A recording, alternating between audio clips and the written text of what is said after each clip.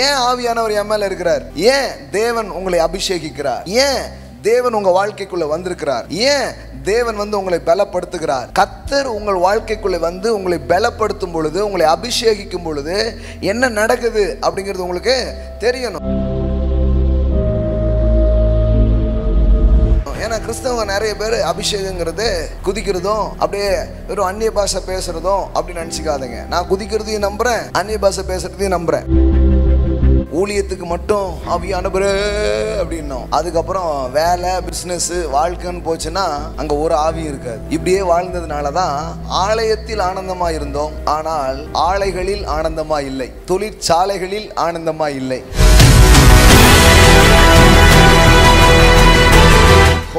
ஆவியானவர் என்றால் வல்லமை அல்ல, ஆவியானவர் என்றால் வல்லமை ஆனவர். He is not a power, he is a powerful person. யார் இந்த சத்திய ஆவியானவர்? சத்தியத்தை சாத்தியமாக்குபவரே சத்திய ஆவியானவராக இருக்கிறார். ஆவியானுடைய வேலையே செத்ததை உயிர்ப்பிப்பதுதான், மரித்ததை உயிர்ப்பிப்பதுதான், செத்து போனதை, கெட்டு போனதை, நாரி போனதை, இல்லாமல் போனதை உயிர்ப்பிக்கும் செயலை தேவாவியானவர் செய்கிறார். செத்தது எழுப்புறதுனா செத்த டெட் பாடியை மட்டும் இல்லை, இந்த பிசிக்கல் வேர்ல்டுல எதெல்லாம் டெட் கண்டிஷன்ல இருக்குதோ அதையெல்லாம் எழுப்புகிற அபிஷேகத்தை தேவன் உங்களுக்கு வைத்திருக்கிறார். சில உறவுகள் செத்து போயிருக்கலாம், ஆனால் தேவனுடைய ஆவியானவர் வரும்பொழுது அந்த உறவுகள் உயிர்ப்பிக்கப்படும்.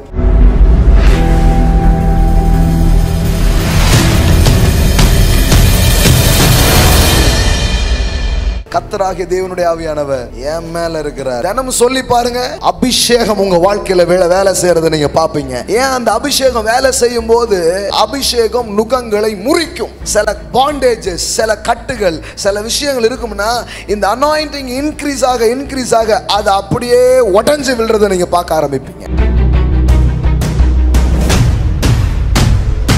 ஆவியானவர் உங்க மேல இருக்கும்போது உங்க வாழ்க்கை எப்படி இருக்கும்? ஆவியானவர் உங்க மேல இருக்கும்போது உங்க எஜுகேஷன் எப்படி இருக்கும்? ஆவியானவர் உங்க மேல இருக்கும்போது உங்க பிசினஸ் எப்படி இருக்கும்? ஆவியானவர் உங்க மேல இருக்கும் பொழுது உங்களுடைய ஞானம் எவ்விதமாக இருக்க ஆரம்பிக்கும்? ஆவியானவர் உங்க வாழ்க்கையில இருந்து செயல்படும் பொழுது நீங்க எப்படி அரிய பெரிய காரியங்களை வாழ்க்கையில் சாதிக்கிறவர்களா இருப்பீர்கள்? இதை குறித்து தான் வேதாகமம் பேசுகிறது.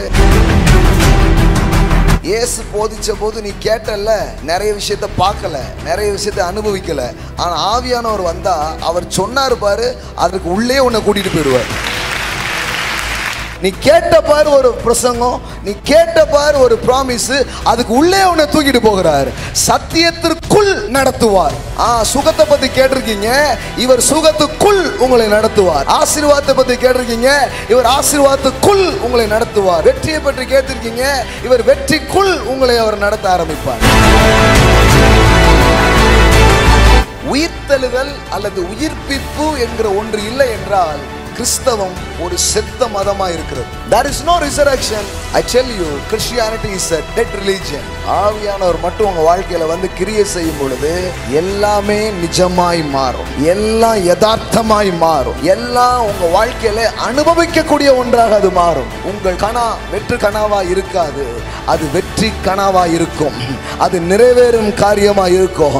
அதுதான் பரிசுத்த ஆவியானவர் செய்கிற செயலாக இருக்கிறது. ஆமென்.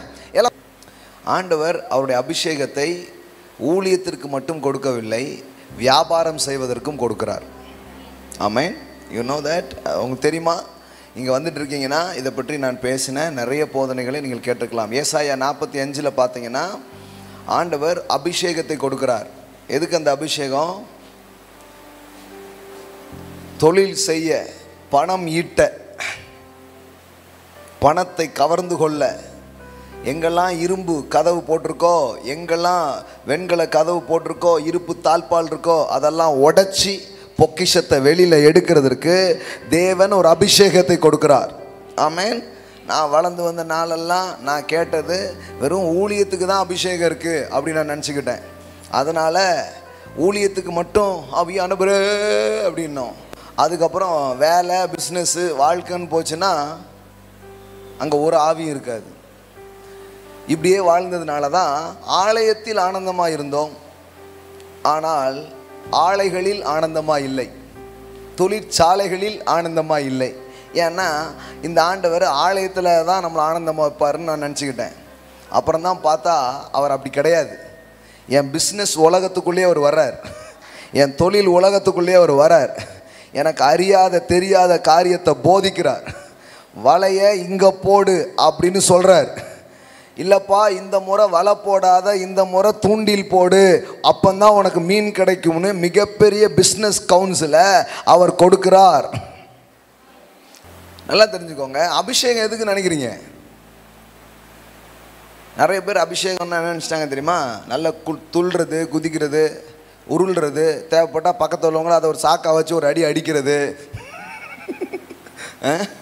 ஆமாம், டப்ப டப்ப டப்ப டப்பன்னு பக்கத்தில் உள்ளவங்க சேர்த்து அடிச்சிருவாங்க பாருங்கள். கேட்டால் நான் அடிக்கல, ஆவியானவரே அடித்தார் அப்படின்றாங்க. ஆவியானவரை பழிப்பட்டு போயிடலாம். அதுதான் அபிஷேகம் நினச்சிட்டுறாங்க பாருங்கள். அதெல்லாம் நான் ஒன்றும் சொல்ல. அது அபிஷேகம் வரும்போது ஒவ்வொருத்தரும் ஒவ்வொரு நிலையில் இருக்கிறோம், அது வேறு. ஆனால் அபிஷேகம் வந்தது பிறகு அப்புறம் சர்ச்சை விட்டு போனீங்களா? அப்புறம் அந்த அபிஷேகம் எதுக்கு ஊற்றப்பட்டிருக்கு, அந்த அபிஷேகம் எதுக்கு கொடுக்கப்பட்டிருக்கு, இதெல்லாம் தெரியவே இல்லை பாருங்கள். தேவன் அபிஷேகம்னா உங்களுக்கு புரிகிற மாதிரி சொல்கிறேன். நிறைய பேருக்கு அபிஷேகம்னு அது என்ன பிரதர் அப்படின்ற உங்களுக்கு சிம்பிள் மாதிரி சொல்கிறேன். ஸ்ட்ரென்த், பெலன், எல்லாம் சொல்லுங்கள்.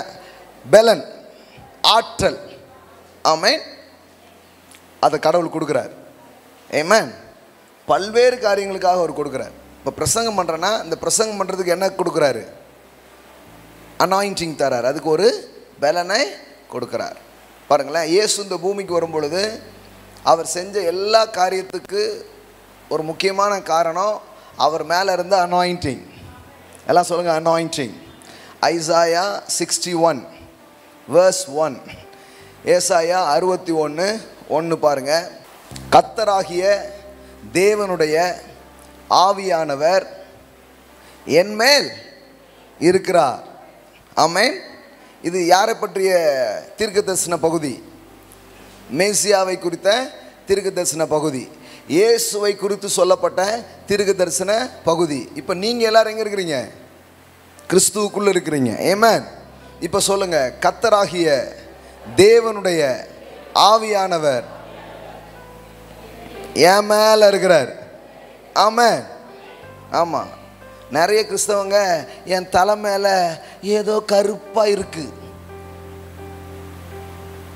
என் மண்டை மேலே வேற ஏதோ உட்காந்துக்கிட்டு இருக்கு, இதுதான் சொல்லிட்டு இருக்காங்க. டெய்லி அவங்க கன்ஃபெஷனே என்னென்னா இதுதான் அவங்களுடைய கன்ஃபெஷன். அப்படி கன்ஃபஸ் பண்ணாதீங்க. கர்த்தராகிய தேவனுடைய ஆவியானவர் என் மேல் இருக்கிறார். அதெல்லாம் சொல்லுங்கள், ஆவியானவர் என் மேலே இருக்கிறார். ஆமென். இதை தான் லூக் காஸ்பலில் இயேசு ஒரு நாள் அவருக்கு வேத வாசிக்கிறதுக்காக இது இந்த வேதாகமம், அதாவது அன்றைக்கு இருந்த அந்த ஸ்க்ரோல், அந்த சுருள் கொடுக்கப்பட்ட போது அவர் விரித்து இதே பகுதியை தான் அவர் என்ன பண்ணுறாரு? வாசிக்கிறார். எந்த பகுதி? இந்த ஏசாயா 61 சொல்லப்பட்டிருக்கிறதே அதே பகுதியை தான் அவர் என்ன பண்ணுறாரு? வாசிக்கிறார். அப்போ வாசிக்கும் போது என்ன வாசித்தார்? கர்த்தராகிய தேவனுடைய ஆவியானவர். லூக்கா 4:18 அதே அதே பகுதி தான் இங்கே இருக்குது. ஏன்னா அதை எடுத்து தானே வாசிக்கிறாரு. கர்த்தருடைய ஆவியானவர் என் மேல் இருக்கிறார். ஏன் ஆவியானவர் என் மேல் இருக்கிறார்? இன்றைக்கி அது உங்களுக்கு தெரியணும். ஏன் தேவன் உங்களை அபிஷேகிக்கிறார்? ஏன் தேவன் உங்கள் வாழ்க்கைக்குள்ளே வந்திருக்கிறார்? ஏன் தேவன் உங்களை பலப்படுத்துகிறார்? கர்த்தர் உங்கள் வாழ்க்கைக்குள்ளே உங்களை பலப்படுத்தும் பொழுது, உங்களை அபிஷேகிக்கும் பொழுது என்ன நடக்குது அப்படிங்கிறது உங்களுக்கு தெரியணும். ஏன்னா கிறிஸ்தவங்க நிறைய பேர் அபிஷேகங்கிறது குதிக்கிறதும் அப்படியே வெறும் அந்நிய பாஷை பேசுகிறதும் அப்படின்னு நினச்சிக்காதுங்க. நான் குதிக்கிறதையும் நம்புகிறேன், அந்நிய பாஷை பேசுகிறதையும் நம்புகிறேன். ஆமென். ஆனால் நான் சொல்ல வர்றது கருத்தை கரெக்டாக புரிஞ்சுக்கோங்க, ஓகேவா? இதோடு நின்று விடக்கூடாது. இது உங்கள் வாழ்க்கையில் ஒரு செயலாக, ஒரு பலனாக, ஒரு தாக்கத்தை விளைவிக்க கூடியதாக அது இருக்க வேண்டும். அப்படி இருந்தால் தான் அதுக்கு பேர் அபிஷேகம். அதுக்காக தான் அந்த அபிஷேகம் கொடுக்கப்பட்டிருக்கிறது. ஆமென். இப்போ கவனிங்க, இயேசு சொல்கிறார், என் மேலே ஆவியானவர் இருக்கிறார். எல்லாம் சொல்லுங்கள், என் மேலேயும் ஆவியானவர் இருக்கிறார். என் மேலே எந்த ஆவியும் இல்லை, என் மேலே பரிசுத்த ஆவி தான் இருக்குது. கண்ட ஆவிலாம் கிடையாது. நிறைய பேர் எந்த ஆவி இருக்குன்னே தெரியல பிரதர். எல்லாம் சொல்லுங்கள், என் மேலே ஒரே ஆவி தான், அது பரிசுத்த ஆவி. ஆமென். உங்கள் வீட்டுக்குள்ளே அந்த பரிசுத்த ஆவியானவர் தான் அசைவாடிட்டு இருக்கிறார். வேற என்ன டப்புன்னு போச்சு பிரதர்? ஏதாவது பேசிட்டே இருக்கு பாருங்க. அதுக்கு வந்து நீங்கள் ஜெபம் பண்ணுவீங்களா அப்படிங்கிறது. வாங்க உங்களுக்கு தான் முதல்ல ஜெபம் பண்ணணும். அதுக்கு ஏன் நான் ஜெபம் பண்ணணும்? கிறிஸ்தவங்க பாருங்க என்னத்தெல்லாம ஒரு இன்னும் சில காரியங்களில் வளராமல் எதையோ பிடிச்சிக்கிட்டு இருக்கிறாங்க பாருங்க. இதை புரிஞ்சுக்கோங்க. கர்த்தராகிய தேவனுடைய ஆவியானவர் என் மேலே இருக்கிறார். எல்லாம் சொல்லுங்க, ஆவியானவர் என் மேலே இருக்கிறார். இன்னைக்கு ஒரு காரியத்தை கற்றுக்க போகிறீங்க. ஆவியானவர் உங்கள் மேலே இருக்கும்போது உங்கள் வாழ்க்கை எப்படி இருக்கும்? ஆவியானவர் உங்கள் மேலே இருக்கும்போது நீங்கள் பண்ணக்கூடிய அன்றாட காரியம் எப்படி இருக்கும்? ஆவியானவர் உங்கள் மேலே இருக்கும் பொழுது உங்கள் எஜுகேஷன் எப்படி இருக்கும்? ஆவியானவர் உங்கள் மேலே இருக்கும்போது உங்கள் பிஸ்னஸ் எப்படி இருக்கும்? ஆவியானவர் உங்கள் மேலே இருக்கும்போது உங்களுடைய வாழ்க்கையின் திறமைகள், ஆற்றல்கள் எவ்விதமாக அது வெளிப்படும்? ஆவியானவர் உங்கள் மேலே இருக்கும் பொழுது உங்களுடைய ஞானம் எவ்விதமாக இருக்க ஆரம்பிக்கும்? ஆவியானவர் உங்கள் வாழ்க்கையிலிருந்து செயல்படும் பொழுது நீங்கள் எப்படி அரிய பெரிய காரியங்களை வாழ்க்கையில் சாதிக்கிறவர்களா இருப்பீர்கள்? இதை குறித்து தான் வேதாகமம் பேசுகிறது. இன்னைக்கு கொஞ்சம் எவ்வளோ முடியுமோ அவ்வளோ இன்னைக்கு கொஞ்சம் என்ன பண்ணலாம், பேசலாம். ஆமென். எத்தனை பேர் ரெடியாக இருக்கிறீங்க? முதல்ல இந்த ஆவியானவர் யார் அப்படின்னு சொன்னால், ஹூ இஸ் ஹோலி ஸ்பிரிட்? நிறைய பேருக்கு பிதாவை தெரியுது, இயேசுவையும் தெரியுது, ஆவியானவர் தான் பிரதர் ஒன்றுமே தெரிய மாட்டேங்குது அப்படிங்கிற மாதிரி யோசித்துறாங்க. நல்லா தெரிஞ்சுக்கோங்க, ஹோலி ஸ்பிரிட் யார் அப்படின்னு சொன்னால், அவர் ஒரு ஒரு ஒரு வல்லமையோ அல்லது சில சொல்லுவாங்களே புறாவை போல் அப்படின்னு புறா நினச்சிட்டாங்க நிறைய பேர். ஆவியானவரை பற்றி வரைங்கன்னா புறா வரைஞ்சிடறாங்க நிறைய பேர். ஆவியானவர் புறா கிடையாது. ஹலோ, எப்படிங்க அது எப்படி சொல்கிறீங்கன்னா, அது இயேசுவின் மேலே அவர் எப்படி என்ன வந்துச்சு? புறாவை வந்து உட்காந்துச்சு? புறாலாம் வந்து உட்காரல. புறாவை போல ஒரு ஒளி உள்ள மேகம். அதை பார்க்கும்போது இந்த மேகத்தை நீங்கள் பார்த்தீங்கன்னா நிறைய இமேஜ் தெரியும். பார்த்துருக்கீங்களா? அன்றைக்கி ஃப்ளைட்டில் போய்ட்டு இருக்கும்போது நானும் பவுலும் பார்த்துட்டே வந்தோம். நிறைய இமேஜஸ்லாம் தெரியுது பாருங்கள், என்னென்ன இமேஜஸ்லாம் அந்த மேகத்துக்குள்ளே தெரியுது அப்படின்ட்டு. அது மாதிரி இயேசுவின் மேலே அவர் வரும்போது அதை பார்த்தா எப்படி தெரியுது? அந்த ஒளியுள்ள புறாவை போல் ஒளியுள்ள ஒரு மேகம் அவர் மேலே வந்தது. அவ்வளோதான். எல்லாம் சொல்லுங்கள், பரிசுத்த ஆவியானவர் புறா கிடையாது. புரியுதா உங்களுக்கு? பரிசுத்த ஆவியானவர் ஒரு வல்லமை கிடையாது. He is not power. சில பேர் கரண்ட் மாதிரி போல ஆவியானவர் வந்தோடனே திருடுங்காங்களே, அப்போ ஆவியானவர் கரண்ட் போல சாக்கடிக்குது போலன்னு. ஆவியானவர் கரண்ட் கிடையாது. Who is holy spirit? ஆவியானவர் என்றால் வல்லமை அல்ல. ஆவியானவர் என்றால் வல்லமை ஆனவர். He is not a power, he is a powerful person. Amen. எல்லாம் சொல்லுங்க, அவர் வல்லமை அல்ல, அவர் வல்லமையானவர். அவர் ஒரு நபர், திருத்துவத்தில் மூன்றாம் நபர், ஃபாதர், சன், ஹோலி ஸ்பிரிட். கடவுள் யார் அப்படின்னு கேட்டால் திரித்துவ கடவுள் என்று நாம் நம்புகிறோம். ஆமென். மூணு கடவுளா அப்படிங்கிறாங்க. இல்லை, எங்கள் கடவுள் ஒரே கடவுள், பிதா, குமாரன், பரிசுத்த ஆவி. ஆமென். இது யாரும் பிரிக்க முடியாது. இந்த மூணு பேர் வந்து நின்னாதான் அதுக்கு பேர் கடவுள். இந்த மூணில் ஏதாவது ஒன்று இல்லைன்னா அதுக்கு பேர் கடவுளே கிடையாது. அப்போ கடவுள் அப்படின்னா ஃபாதர், சன், ஹோலி ஸ்பிரிட். இந்த ஹோலி ஸ்பிரிட் வந்து உங்களுக்கு உதவுவதற்காகவே உங்கள் வாழ்க்கையில் வந்திருக்கிறார். ஆமென். உங்கள் கூட என்றைக்குமே இருப்பார். இப்போ என்ன பிரச்சனை தெரியுமா? உலகத்திலேயே மிகுந்த சக்தி வாய்ந்தவர், உலகத்திலேயே எல்லாம் தெரிஞ்ச ஒரு ஆள் உங்கள் மேலே உங்கள் கூட இருக்கிறார். ஆனால் அவரை பற்றி உங்களுக்கு தெரியாமல் இருக்கு. இப்போ என்ன பிரச்சனைனா, அம்புட்டு விவரம் தெரிஞ்ச ஒருத்தரை கூடயே வச்சுக்கிட்டு விவரமே இல்லாத ஒரு வாழ்க்கை வாழ்கிறது தான் நிறைய பேருடைய பிரச்சனையாக இருக்கு. எல்லாம் அறிந்தவர். எல்லாம் சொல்லுங்கள், எல்லாம் அறிந்தவர். வேதவசனம் சொல்லுது, அவர் தேவனுடைய ஆழங்களை அவர் அறிந்திருக்கிறார். அவர் தெரியாது எதுவுமே கிடையாது. அவர் எங்கே இருக்கிறாரு? எல்லாம் சொல்லுங்க, என் மேலே இருக்கிறார், என் கூடவே இருக்கிறார். அவரால் முடியாது எதுவுமே கிடையாது. வேதவசனம் சொல்லுது, பலத்தினால் அல்ல, பராக்கிரமத்தினால் அல்ல, என் ஆவியினால் எல்லாம் ஆகும். எல்லாம் சொல்லுங்க, எல்லாம் ஆகும். அப்போ எல்லாத்தையுமே முடிக்கக்கூடிய, சாதிக்கக்கூடிய ஆவியானவர் எங்கே இருக்கிறாரு? உங்கள் கூடவே இருக்கிறார். ஆமென். ஆனால் அவரை கூட வச்சுக்கிட்டு வரலையே, முடியலையே, தெரியலையே அப்படின்ட்டு இருக்கிறாங்க. அவருக்கு எம்பிட்டு வருத்தமாக இருக்கும். சொன்னாரே, உன் கூடவே இருக்கேன், உன் கூடவே இருக்கேன், ஏன் தெரிலங்க, ஏன் வரலங்க? பலத்தினால் முடியாததை, பராக்கிரமத்தினால் முடியாததை என் ஆவியினால் நான் முடிய வைப்பேன். என் ஆவியினால் எல்லாம் ஆகும். ஆமென். அது ஒன்றும் பெரிய லிஸ்ட்டில் ஒன்றும் டாப்பில் இல்லை. லிஸ்ட்டில் எங்கே இருக்குது? அதுதான் இருக்குது. அந்த மாதிரி ஒரு மேட்ரு தான் பணம், பதவி, பொருள், சொத்துக்கள் எல்லாமே. ஆமென். அவருடைய பிள்ளைகளுக்கு அது சுலபமாக வரும். ஆமென். அதுக்காக நீங்கள் போராட வேண்டியதில்லை. எளிதாய் சுதந்தரிப்பீர்கள், எளிதாய் சுதந்தரிப்பீர்கள். ஆமென். எஸ், எளிதாய் சுதந்தரிப்பீர்கள். அப்படி சொல்கிறதுக்கு கடவுளுடைய ஆவியானவர் வேணும். அதை யார் சொன்னால் தெரியுமா? Caleb and Joshua. ஏனென்றால் அவர்கள் வேறே ஆவியை உடையவர்கள் இருந்தார்கள். வேற ஆவி அவங்க மேலே இருந்தது, உலகத்தின் ஆவி இல்லை. அவங்க மேலே தேவ ஆவியானவர் இருந்தார். தேவ ஆவியானவர் அவங்க மேலே இருந்ததுனால எல்லாரும் முடியாதுன்னு சொன்னதை இவங்க முடியும்னு சொன்னாங்க. ஆவியானுக்கு ரொம்ப சந்தோஷம். முதல்ல எனக்கு மரியாதை கொடுத்த ஆள் நீ தான். ஒரு பயலும் என்னை யோசிக்கிறதே கிடையாது. ஆனால் நீ இவன் இவன் எப்படி யோசித்தான்? தாம் பலத்தில் போய் முடிச்சிருவேங்கிறதுனால அப்படி யோசிக்கலை. ஆவியானவர் இருக்கிறாரு, வேறு ஆவி என் மேலே இருக்குது. அந்த ஆவியானவர் இருக்கிறதுனால எல்லாரும் கஷ்டம்னு சொல்கிற விஷயத்த என்னால் எளிதாய் செய்து காட்ட முடியும்.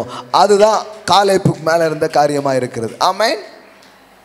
அங்கே போட்டு பாருங்கள், என்னாகுமோ 14:24. என்னுடைய தாசனாகிய காலேப் வேறே ஆவியை உடையவனா இருக்கிறபடியினால். எல்லாம் சொல்லுங்கள், வேறே ஆவி.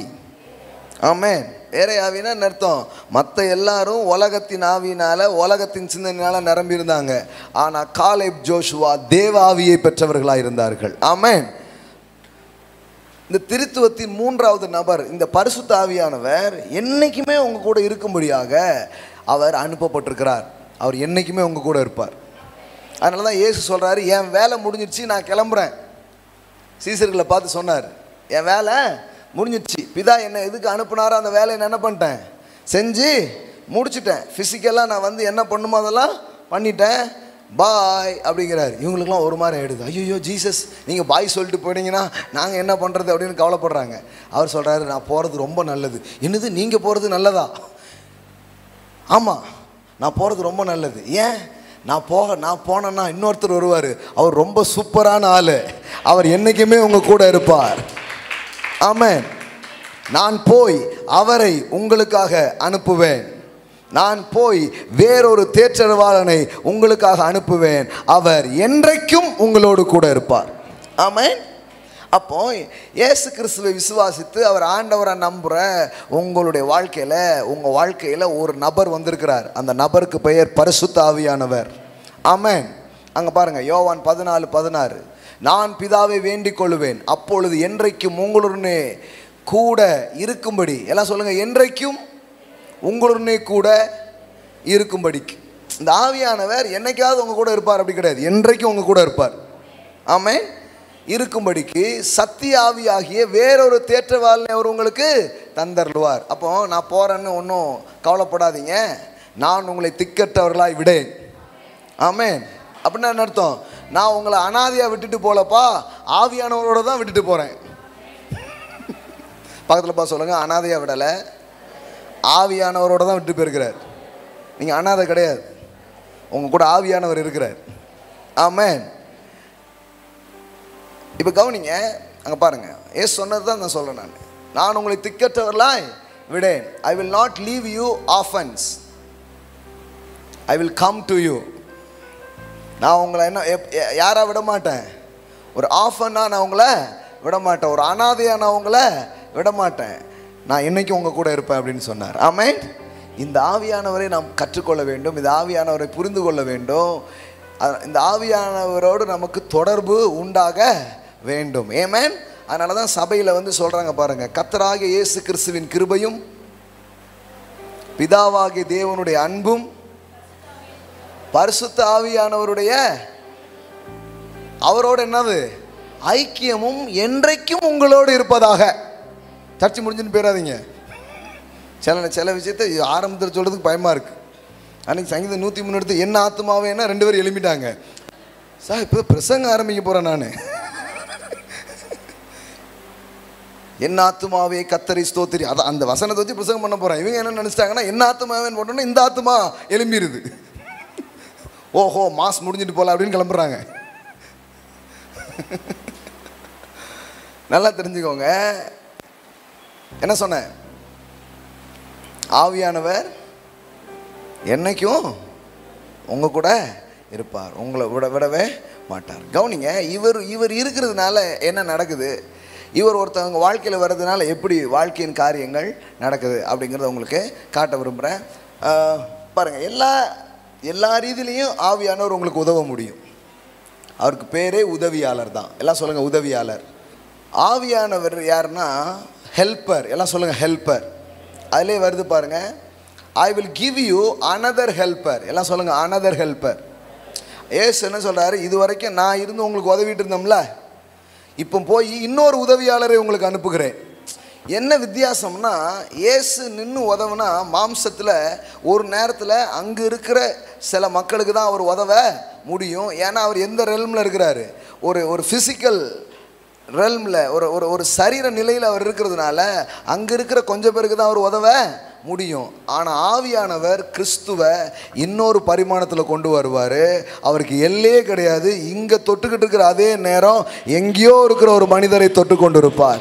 இங்கு கிரியை செய்து கொண்டிருக்கிற அதே நேரம் இன்னொரு இடத்துல அவர் கிரியை செய்து கொண்டு இருப்பார். இங்கே பேசி கொண்டிருக்கிற அதே நேரம் ஆன்லைனில் எங்கேயோ பார்த்துட்டு இருக்கும்போது இங்கே என்ன பண்ணுறாரோ அதை அங்கே பண்ணி கொண்டு இருப்பார். ஆமென். ஹோலி ஸ்பிரிட்னா ஜீசஸ், பவுண்டரியே இல்லாத ஒரு ஜீசஸ், அதான் ஹோலி ஸ்பிரிட். எல்லாம் சொல்லுங்க எல்லையற்ற இயேசு ஆவியானவர். உங்களுக்கு புரியுற மாதிரி சொல்றேன் நான். இயேசு என்ன செஞ்சாரோ, இயேசு எதை செஞ்சு முடிச்சாரோ அதை ஞாபகப்படுத்தவும் அதில் நம்மளை வாழ வைக்கிறதுக்காக தான் ஆவியானவர் வந்திருக்கிறார். ஆமென். அதாவது சத்திய ஆவியானவர் வரும்பொழுது மீதி உங்களுக்கு தெரியும். சொல்லுங்க பார்க்கலாம். சகல சத்தியத்துக்குள்ள உங்களை நடத்துவார். அப்படின்னா என்ன? நிறைய பேர் என்ன நினச்சிட்டாங்கன்னா, இயேசு இந்த மலை பிரசங்கெல்லாம் பண்ணி நிறைய போதிச்சாரா, அது மாதிரி இவரும் வந்து நிறைய பேசுவார் போல அப்படின்னு நிறைய பேர் நினச்சிட்டாங்க. அப்படி இல்லை. ஆவியானவர் வரும்போது உங்களை சகல சத்தியத்திற்குள் உங்களை நடத்துவார்னு நடத்தோன்னா, இயேசு போதித்த போது நீ கேட்ட நிறைய, ஆனால் நிறைய விஷயத்தை பார்க்கல, நிறைய விஷயத்தை அனுபவிக்கலை. ஆனால் ஆவியானவர் வந்தால் அவர் சொன்னார் பாரு, அதுக்கு உள்ளே உன்னை கூட்டிகிட்டு போயிடுவார். அவர் சொன்னார் பாரு, நீ கேட்ட பாரு ஒரு பிரசங்கம், நீ கேட்ட பாரு ஒரு ப்ராமிஸ், அதுக்கு உள்ளே உன்னை தூக்கிட்டு போகிறார். சத்தியத்திற்குள் நடத்துவார். எதுக்குள்ள? சத்தியத்துக்குள்ள. நம்ம என்ன சொன்னா இன்னொரு பிரசங்கம் அப்படின்னு நினச்சிக்கிட்டோம். இன்னொரு பிரசங்கம் இல்லை, எல்லா பிரசங்கத்தையும் அவர் பண்ணிட்டாரு. இவர் வந்து பிரசங்கியார் கிடையாது. இவர் அந்த பிரசங்கத்துக்குள் உங்களை நடத்துவார். சுகத்தை பற்றி கேட்டிருக்கீங்க, இவர் சுகத்துக்குள் உங்களை நடத்துவார். ஆசீர்வாதத்தை பற்றி கேட்டிருக்கீங்க, இவர் ஆசீர்வாதத்துக்குள் உங்களை நடத்துவார். வெற்றியை பற்றி கேட்டிருக்கீங்க, இவர் வெற்றிக்குள் உங்களை அவர் நடத்த ஆரம்பிப்பார். ஆமென். எல்லாம் சொல்லுங்க சத்தியத்திற்குள் உங்களை நடத்துவார். ஆமென். ஆவியானவர் வரும்போது சகல சத்தியத்திற்குள்ளும், எல்லாம் சொல்லுங்க சத்தியத்திற்குள்ள. ஆமென். இது வந்து வேற சில டிரான்ஸ்லேஷன்ஸ்ல ரொம்ப அழகா வருது. எப்படி வருதுன்னா, இதுல 2 வார்த்தை இருக்கு, ட்ரூத் அண்ட் ரியாலிட்டி. எல்லாம் சொல்லுங்க ட்ரூத் அண்ட் ரியாலிட்டி. இதுல எப்படி வருது பாருங்க, he will guide you into all the truth, full and complete truth. பாருங்க 2 வார்த்தை இருக்கு, ஒன்று ட்ரூத், இன்னொன்று ரியாலிட்டி. எல்லாம் சொல்லுங்க ட்ரூத் ரியாலிட்டி. தமிழில் வந்து இது எப்படி சொல்கிறது அப்படின்னா, இப்போ பாருங்கள், சத்தியம், இப்போ புரிய மாதிரி சொல்லுங்கள். சத்தியம்னா மாறாதது, ஆனால் யதார்த்தம் ஃபேக்ட் சொல்கிறோம் பார்த்தீங்களா, அது மாறக்கூடியது. எல்லாம் சொல்லுங்கள். சத்தியம் என்றால் மாறாதது, ஃபேக்ட்னா அது மாறக்கூடியது. புரியுதா உங்களுக்கு? இப்போ உங்களுக்கு இப்போ எத்தனை வயசு அப்படின்னு கேட்டால் 10 வயசு அப்படின்னு சொல்கிறீங்க. ஆனால் இன்னொரு 2-3 வருஷம் கழித்து கேட்டால் இப்போ வயசு எத்தனை? 13. அன்னைக்கு சொன்னீங்களே இல்லைங்க, அது மாறும். ஆனால் நீங்கள் ஆனா பெண்ணா அது என்ன பண்ணாது, மாறாது. சத்தியங்கிறது எப்படின்னா மாறாதது, அது மாறவே மாறாது. ஆனால் ட்ரூத்து, ஆனால் ஃபேக்ட்டுங்கிறது என்ன பண்ண ஆரம்பிக்கும், மாற ஆரம்பிக்கும். நல்லா கவனிங்க, இதில் என்ன போட்டிருக்கு பாருங்க. ஆவியானவர் வரும்பொழுது உங்களை ட்ரூத்துக்குள்ளே நடத்துவார். அப்படி கிடையாது. ஏன்னா ட்ரூத்தை ஏற்கனவே சொல்லிட்டு போயிட்டார். இவர் வந்து அதுக்கு இன்னொரு வார்த்தை இருக்குது, மிரர் வேர்ஷன் அப்படின்னு ஒரு வேர்ஷன் இருக்குது. இன்னும் சில டிரான்ஸ்லேஷன்ஸில் எப்படி வருது அப்படின்னா, அவர் உங்களை எப்படி நடத்துவார் அப்படின்னா, ட்ரூத் டு ரியாலிட்டி. எல்லாம் சொல்லுங்கள், ட்ரூத் டு ரியாலிட்டி. அதாவது சத்தியத்தை நீங்கள் கேட்டிருக்கீங்க, ஆனால் ஆவியானவர் வந்தது எதுக்குன்னா, சத்தியத்தை ரியலாக மாற்றி காட்டுறதுக்காக, சத்தியத்தை ரியாலிட்டியாக மாற்றி காட்டுறதுக்காக. ஆமென். எல்லாம் சொல்லுங்கள், ட்ரூத் டு ரியாலிட்டி. ஆமென். அதாவது நீங்கள் கேட்ட சத்தியத்தை உங்கள் வாழ்க்கையில் நிஜமாக்குவதற்காக ஆவியானவர் வந்திருக்கிறார். ஆமென். எல்லாம் சொல்லுங்கள், நிஜமாக்குவதற்காக வந்திருக்கிறார்.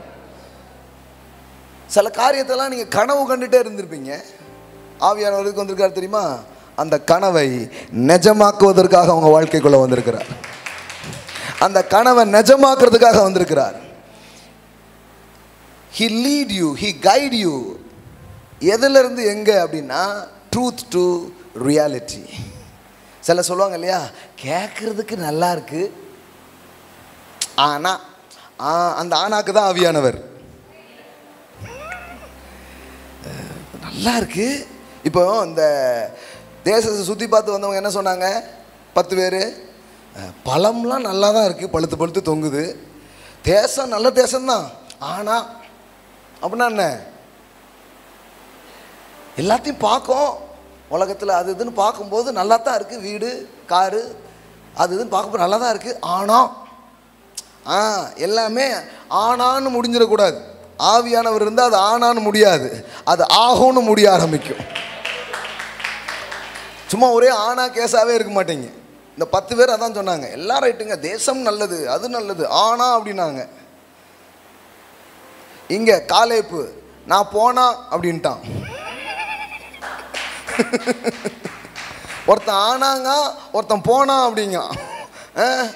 ஏன்னா இவன் ஆவியானவரை மனசில் வச்சு யோசிக்கிறான். என்ன யோசிக்கிறான்னா, போப்பா ஆனான்னு யோசிச்சுட்டு இருக்கிறாத, ஆவியானவர் இருக்கிறாரு, நான் போகிறேன் அப்படின்னு கிளம்பிட்டான்.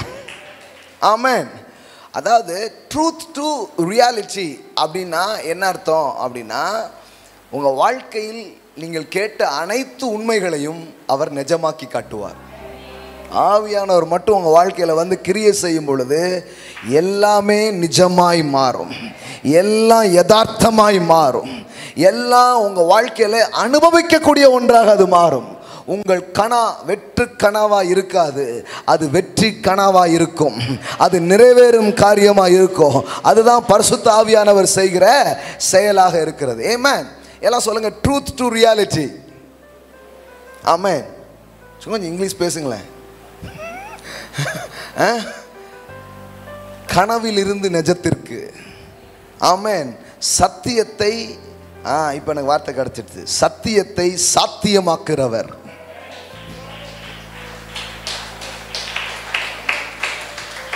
யார் இந்த சத்திய ஆவியானவர்?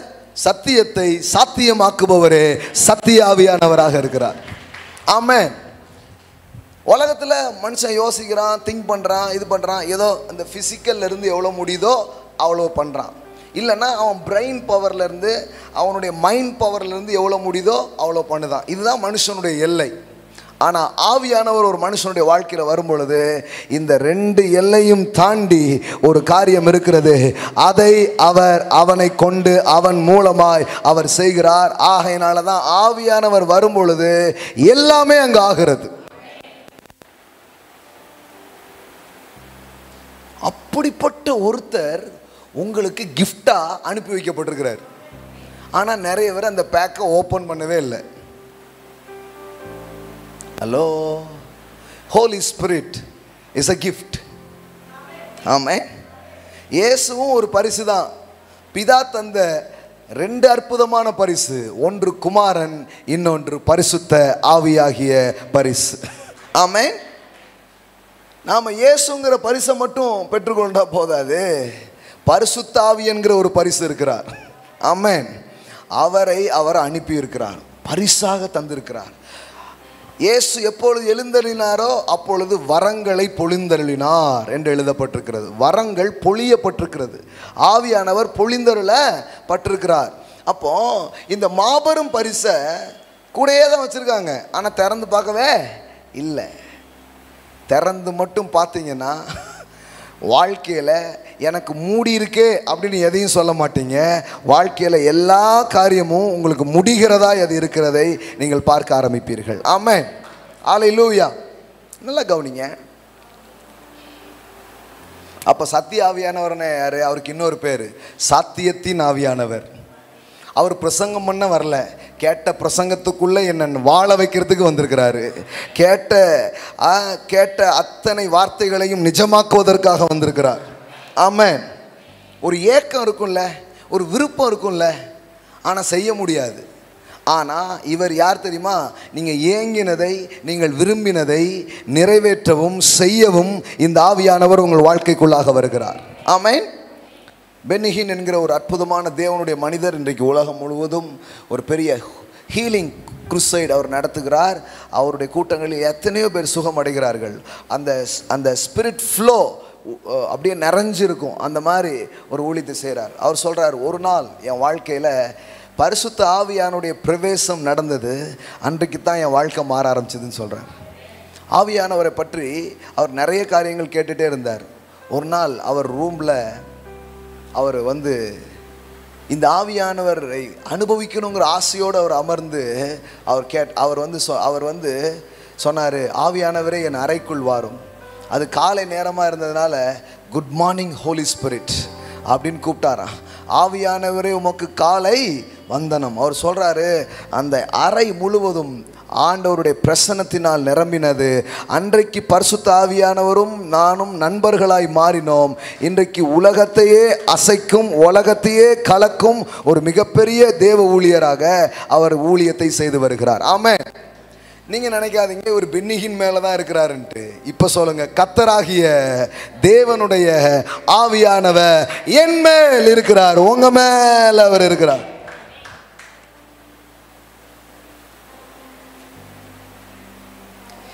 இயேசு மேலே இருக்கிறாருங்க, தெரியுது, இயேசு மேலே இருக்கிறாரு. ஆனால் என் மேலேயும் இருக்கிறாரா? என் மேலே இருக்கிறாரா? என் மேலே இருக்கிறாரா? நான் சொல்கிறேன், கண்டிப்பாக உங்கள் மேலே இருக்கிறார். உங்கள் மேலே அவர் இருந்து அசைவாடி கொண்டிருக்கிறார். ஆமென். உங்கள் மேலே அவர் நிழலிட்டு கொண்டிருக்கிறார். இன்னும் சொல்லப்போனால் உங்களுடைய பாடியே அவருடைய ஹெட் குவார்ட்டர்ஸாக இருக்குது. பைபிள் எப்படி சொல்லி தெரியுமா? Your body is a temple of the Holy Spirit. உங்கள் சரீரமே பரிசுத்த ஆவியானவருடைய ஆலயமாக இருக்கிறது. ஆமென். அப்போ இது ஆலயம் இல்லையா? இது ஆலயம் இல்லை, இது கட்டிடம், இது பேர் சபை. நாம் கூடி வந்திருக்கிறதுனால இதுக்கு பேர் என்னது? சபை. அப்போ ஆலயம், ஆலயம் சேரில் அழகாய் அமர்ந்திருக்கிறது. இதுதான் ஆலயங்களாக இருக்கிறது. ஆமென். உங்களை எத்தனை பேர் திட்டிருப்பாங்க, உருன்னு பார்த்துருப்பீங்க. உங்களை தேவன் மதித்து பாராட்டி சொல்லிட்டு இருக்கிறாரு, ஆலயமா இருந்துட்டு போட்டோம், ஏன் அப்படி உட்காந்துருக்கீங்க? You are the temple of the holy spirit. Amen. கடவுள் எங்கேயோ இல்லைங்க, உங்களுக்குள் குடிகொண்டிருக்கிறார். இன்னும் புரியுற மாதிரி சொல்லணும்னா, நீங்க தான் குடியிருந்த கோயில். Hello, you are a Bethel, the house of God. பெத்தேல்னா என்ன அர்த்தம்? தேவனுடைய வீடு. நீங்க யார் தெரியுமா? எனக்கு ஒரு வீடு கிடைக்குமா நீங்க வந்திருக்கீங்க. ஆனா ஆண்டவருக்கு ஒரு நல்ல வீடு கிடைச்சிருச்சு. அந்த வீடு நீங்க தான். You are the house of God. You are the house of God. நீங்களே கடவுளுடைய ஆலயம் என்றும் நீங்களே தேவனுடைய வீடு என்றும் வேதவசனம் சொல்லுகிறது. ஆமென். அப்புறம் எதுக்கு இங்க நம்ம கூடி வந்திருக்கிறோம்? இங்க கூடி வந்து அவரை இன்னும் அறிகிற அறிவில் வளர்றதுக்காக வந்திருக்கிறோம். ஆமென். ஆனா நிஜமான ஆலயம் யாரு? நீங்க தான்.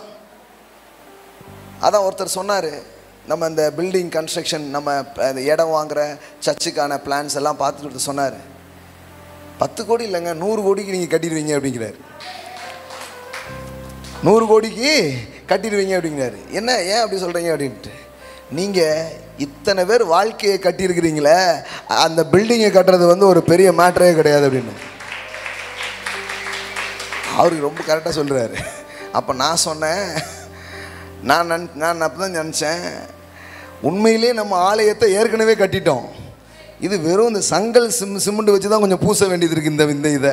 ஆனால் நிஜமான ஆலயம் இங்கே கட்டி எழுப்பப்பட்டு இருக்கிறது. ஆமென். You are the temple of the Holy Spirit. ஆமென். பாருங்க, உங்கள் ஆத்துமா ஆவியானவரின் ஆலயம் அல்ல, உங்கள் ஆவியானுடைய ஆலயம் அல்ல. யுவர் பாடி, உங்கள் சரீரம் தேவனுடைய ஆலயமாக இருக்கிறது. Your body is a temple of the Holy Spirit. எத்தனை பேர் இதை நினச்சி பார்த்துருப்பீங்க? நான் சொல்ல நினச்சி பாருங்க. பவுல் அப்போஸ்தலன் சொல்லுகிறார், நீங்கள் தேவனுடைய ஆலயம் என்றும் தேவனுடைய ஆவியானவர் உங்களில் வாசமாக இருக்கிறார் என்றும் நீங்கள் அறியீர்களா? எப்படி போட்டுக்காரு பாருங்க. உங்களுக்கு தெரியுமா?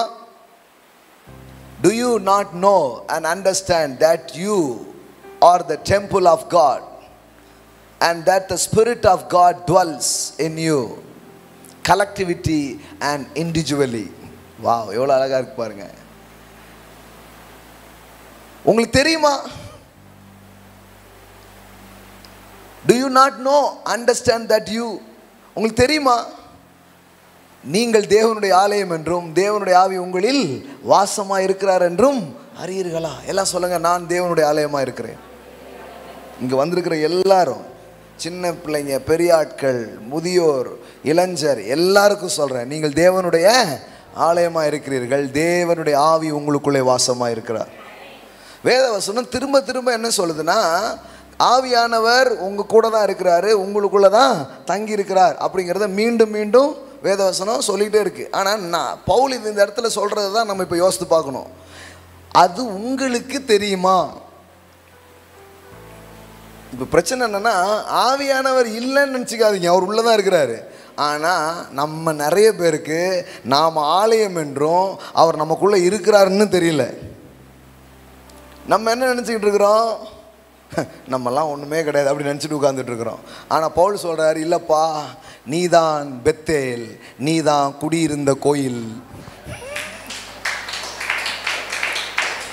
இப்போ பாருங்க, இதை வச்சு தான் பில் பண்ணணும் எல்லாத்தையுமே. இப்போ ரோமர் 8ஆம் அதிகாரம் 11ஆவது வசனம் பாருங்க.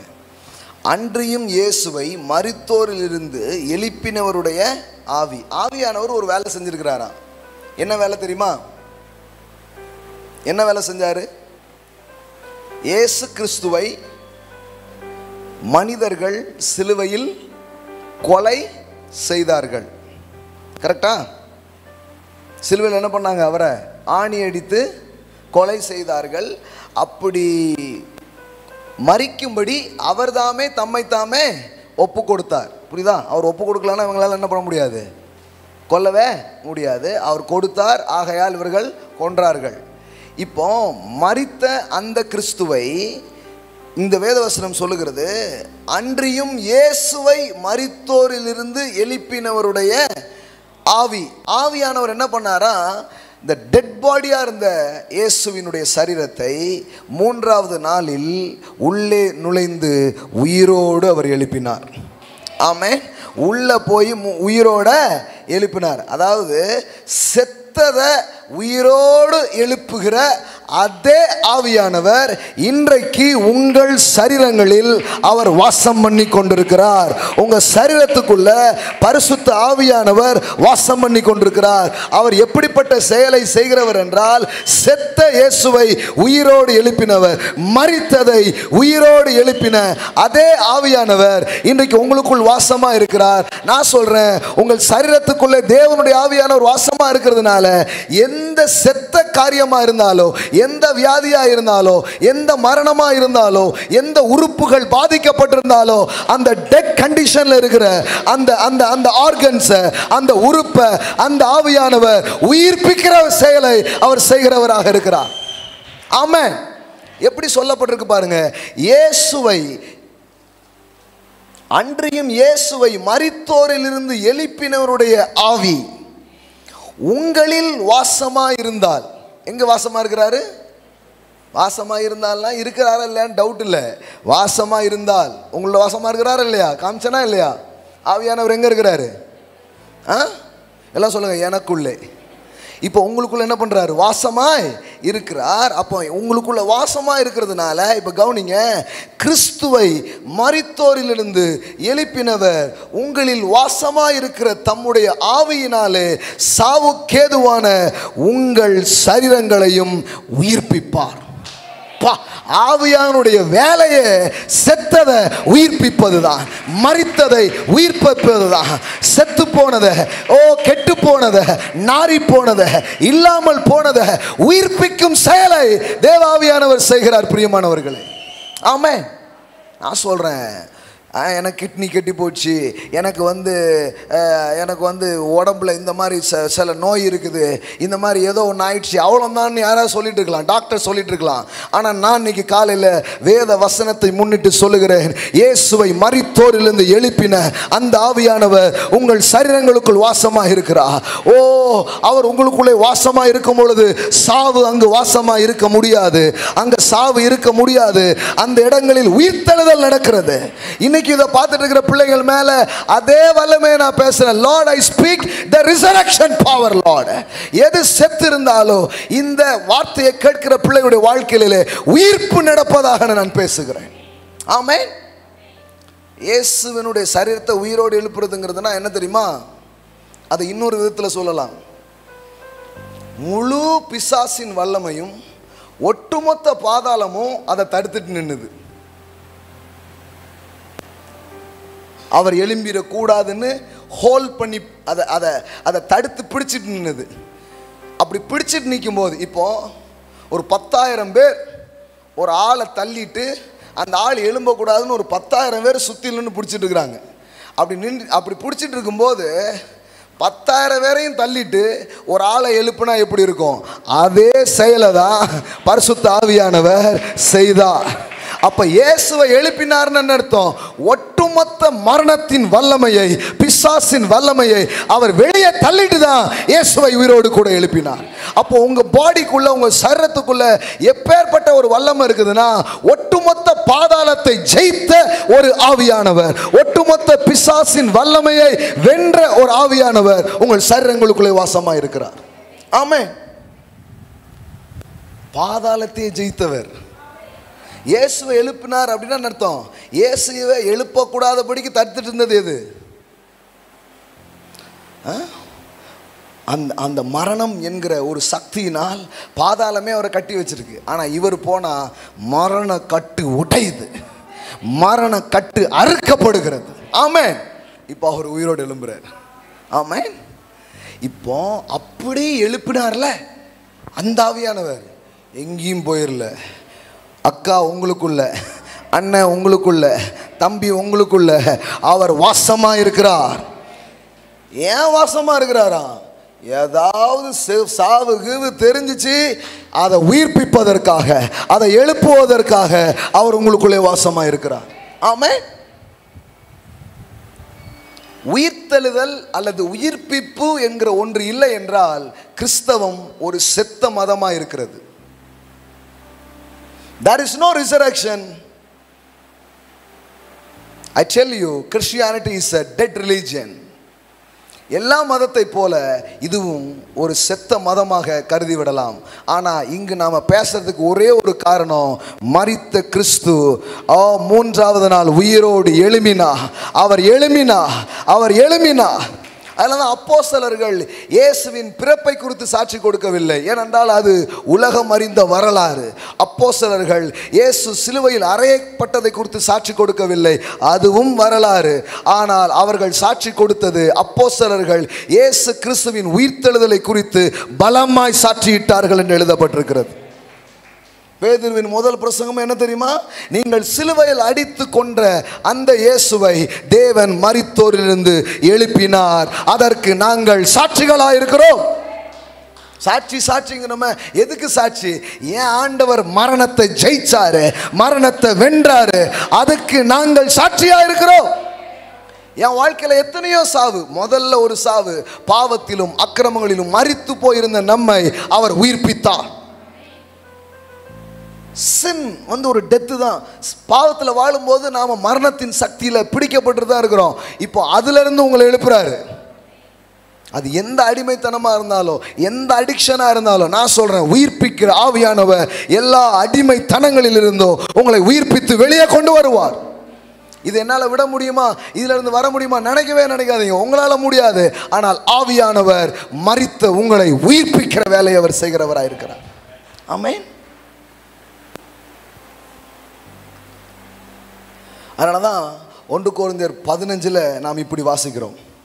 பைபிளில் ஒவ்வொரு அதிகாரமும் சில குறிப்பிட்ட காரியத்தை வலியுறுத்தி பேசுகிற அதிகாரங்களாக இருக்கும் இல்லையா? 1 கொரிந்தியர் 12 வரங்களை பற்றி பேசும், 13 அன்பை பற்றி பேசும், 14 மீண்டும் வரங்களை பற்றி பேசும். இப்படி ஒவ்வொரு சாப்டருக்கும் ஒவ்வொரு முக்கியமான சப்ஜெக்ட் இருக்குது. அது மாதிரி இந்த 1 கொரிந்தியர் 15 முழுக்க உயிர்த்தெழுதலை பற்றி பேசுகிற ஒரு பகுதியாக இருக்கிறது. சரியா? இதில் ஃபுல் இதுவும் என்னதான், ரிசரக்ஷன் பற்றி பேசிக்கிட்டே இம்மார்டாலிட்டியில் முடிக்கிறார். சரியா? அதுதான் இந்த 1 கொரிந்தியர் 15ஆம் அதிகாரம். இதில் கவனிங்க, இதில் ஒரு காரியம் அங்கே வலியுறுத்தப்படுகிறத நீங்கள் பார்க்கலாம். 12வது வசனம் பாருங்கள். கிறிஸ்து மரித்தோரிலிருந்து எழுந்தார் என்று பிரசங்கிக்கப்பட்டிருக்க மரித்தோரின் உயிர்த்தெழுதல் இல்லை என்று உங்களுக்குள் சிலர் எப்படி சொல்லலாம்?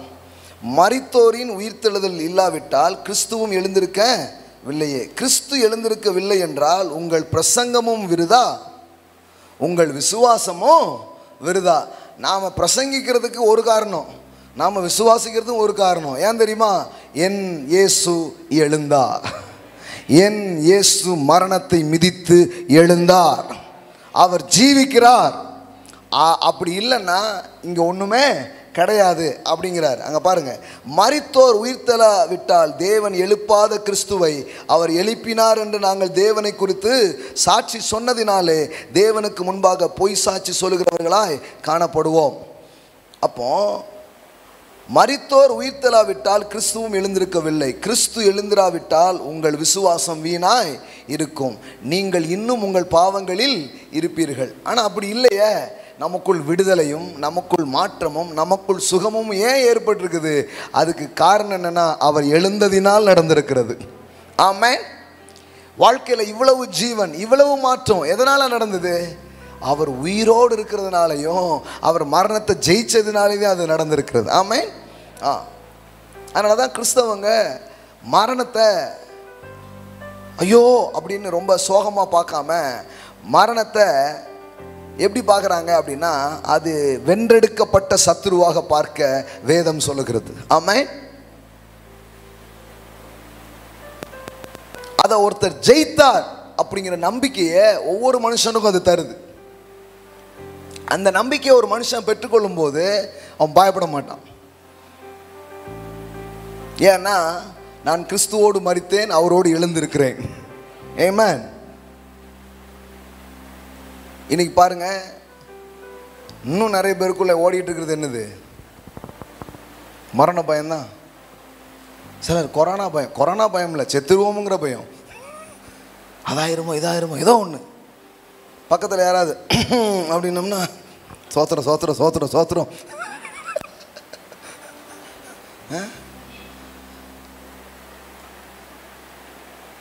ஏதாவது ஒன்று ஓடிட்டே இருக்கு. சமூக இடைவேளை, பாதுகாப்பு, அது எல்லாம் புரியுதுங்க. நான் அது பேசுறதுக்கு வரலையே, நான் இன்னொன்று பேசுறதுக்காக வந்திருக்கிறேன். அது என்னன்னா, உங்களுக்குள்ள ஒரு ஆவியானவர் இருக்கிறார். அவர் ஏற்கனவே செத்த பல விஷயத்தை எழுப்பினவர். இப்பவும் உங்களுக்குள்ள வந்து எதையாவது எழுப்பணும்னு வெயிட் பண்ணிட்டு இருக்கிறார். ஆமென். உங்கள் வாழ்க்கையில் என்ன டெட் கண்டிஷன் இருந்தாலும் அதை அவர் எழுப்புவார். ஆவியானவர் எதில் ஸ்பெஷலிஸ்ட் தெரியுமா? உயிர்ப்பிப்பதில் அவர் ஸ்பெஷலிஸ்டாக இருக்கிறார். அதனால தான் 2 கொரிந்தியர் 3ஆம் அதிகாரத்தில் படிக்கிறோம், எழுத்து கொல்லும் ஆவியோ. அப்போ ஆவியின் செயலே என்னது? கொல்லுவதல்ல, உயிர்ப்பிப்பது. ஆமென். நிறைய பேர் ஆவியானவரை வச்சு கொண்டுகிட்டு இருக்காங்க. நிறைய பேர் ஆவியானுடைய செயல் கொல்லுவதல்ல, ஆவியானுடைய செயல் உயிர்ப்பிப்பது. ஆமென். 2 கொரிந்தியர் 3:6 எழுதி வச்சுக்கோங்க. ஆவியோ உயிர்ப்பிக்கிறது. உலர்ந்த எலும்புகள் கிடக்குது. இப்போ அங்கே என்ன நடந்துச்சு? ஆவி பிரவேசித்தவுடன் அது உயிர் பெற்றது. ஆமென்.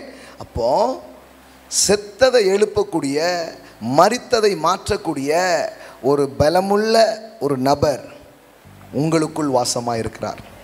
இந்த 8ஆம் அதிகாரம் மட்டும் நீங்கள் திரும்ப திரும்ப இதை சொல்லுவீங்க, இதை புரிஞ்சுக்கிப்பீங்கன்னா வியாதியே இல்லாத ஒரு வாழ்க்கை வாழ ஆரம்பிச்சிருவீங்க. ஆமென். எல்லாம் சொல்லுங்கள். அன்றியும் இயேசுவை மரித்தோரிலிருந்து எழுப்பின ஆவியானவர் எனக்குள்ளே வாசமாக இருக்கிறார். சாவுக்கேதுவான என் சரீரங்களை அவர் உயிர்ப்பிப்பார். ஆமென். அப்போ எனக்குள்ள யார் இருக்கா? செத்ததை அதாவது உங்களுக்குள்ள என்ன இருக்கு தெரியுமா? செத்ததை எழுப்புற வல்லமை உங்களுக்குள்ள இருக்கு. செத்ததை எழுப்புறதுனா செத்த டெட் பாடியை மட்டும் இல்லை, இந்த பிசிக்கல் வேர்ல்டில் எதெல்லாம் டெட் கண்டிஷனில் இருக்குதோ அதையெல்லாம் எழுப்புகிற அபிஷேகத்தை தேவன் உங்களுக்கு வைத்திருக்கிறார். சில உறவுகள் செத்து போயிருக்கலாம், ஆனால் தேவனுடைய ஆவியானவர் வரும்பொழுது அந்த உறவுகள் உயிர்ப்பிக்கப்படும். ஆமென். இன்னும் சொல்லப்போனால் மரணம் என்று வேதம் சொல்லுவதே உறவுகளுக்குள் நடக்கும் பிரிவை தான் மரணம் என்று சொல்லுகிறது. லூக்கா 15 இளையகுமாரன் அப்பா விட்டுட்டு போயிடுறான். அவனை விட்டுட்டு போனதை அப்பா இப்படி சொல்கிறார். என்ன சொல்கிறாரு? விட்டுட்டு போயிட்டு திருப்பி வந்துடுறான். ஆனால் அது அப்பா எப்படி சொன்னார்? என் குமாரன் மரித்து போனான், இப்போ உயிரோடு வந்திருக்கிறான். அப்போ இந்த பிபிலிக்கல் வே டெத்னா என்ன தெரியுமா? உறவு பிரிதல், மரணம். மீண்டும் உறவு சேர்வது உயிர்ப்பாக இருக்கிறது. ஆமென். அப்போ சாவு மரணம் அப்படின்னா பிரிவினை கூட சாவு தான். சில பிரிவினைகளால் உங்கள் வாழ்க்கை நிறைஞ்சிருக்குதுன்னா அங்கே சாவு இருக்குன்னு அர்த்தம்.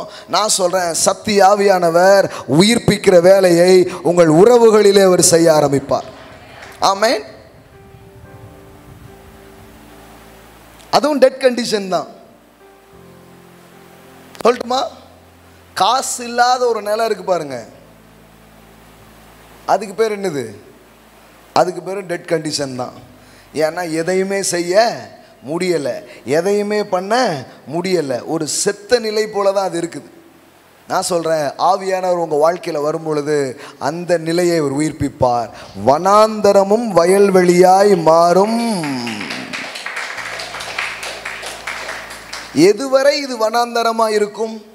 ஆவி ஊற்றப்படும் வரை.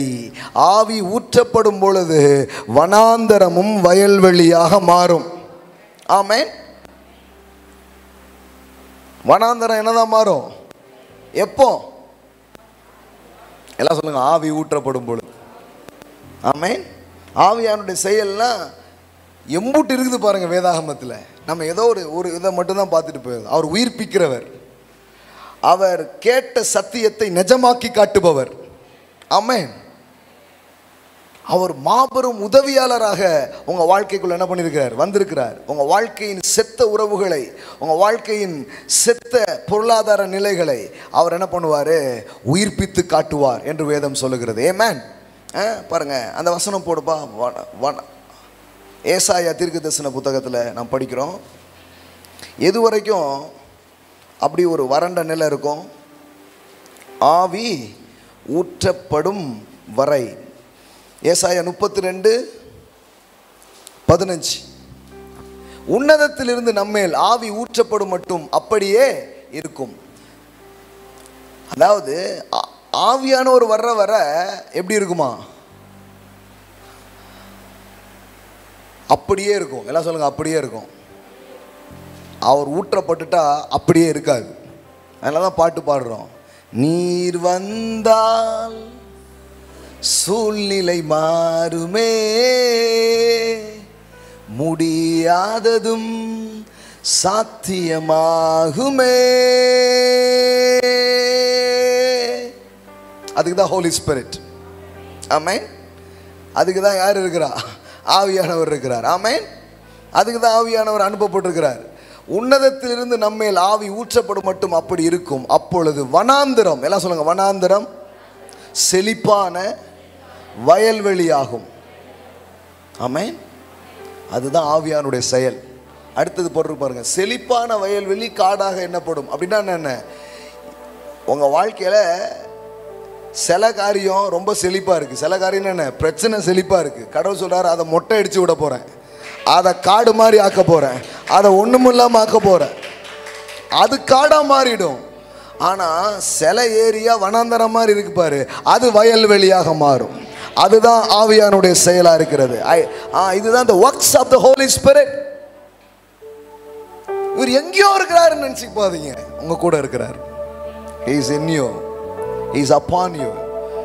கென்னத் ஹேகின் என்கிற ஒரு அற்புதமான தேவனுடைய ஊழியர், அவர் என்ன சொல்றாரு அப்படின்னு சொன்னா, தன் வாழ்நாளில் திரும்ப திரும்ப அவர் அறிக்கை செய்த ஒரு வசனம் இருக்கும்னா அது இதுதான்.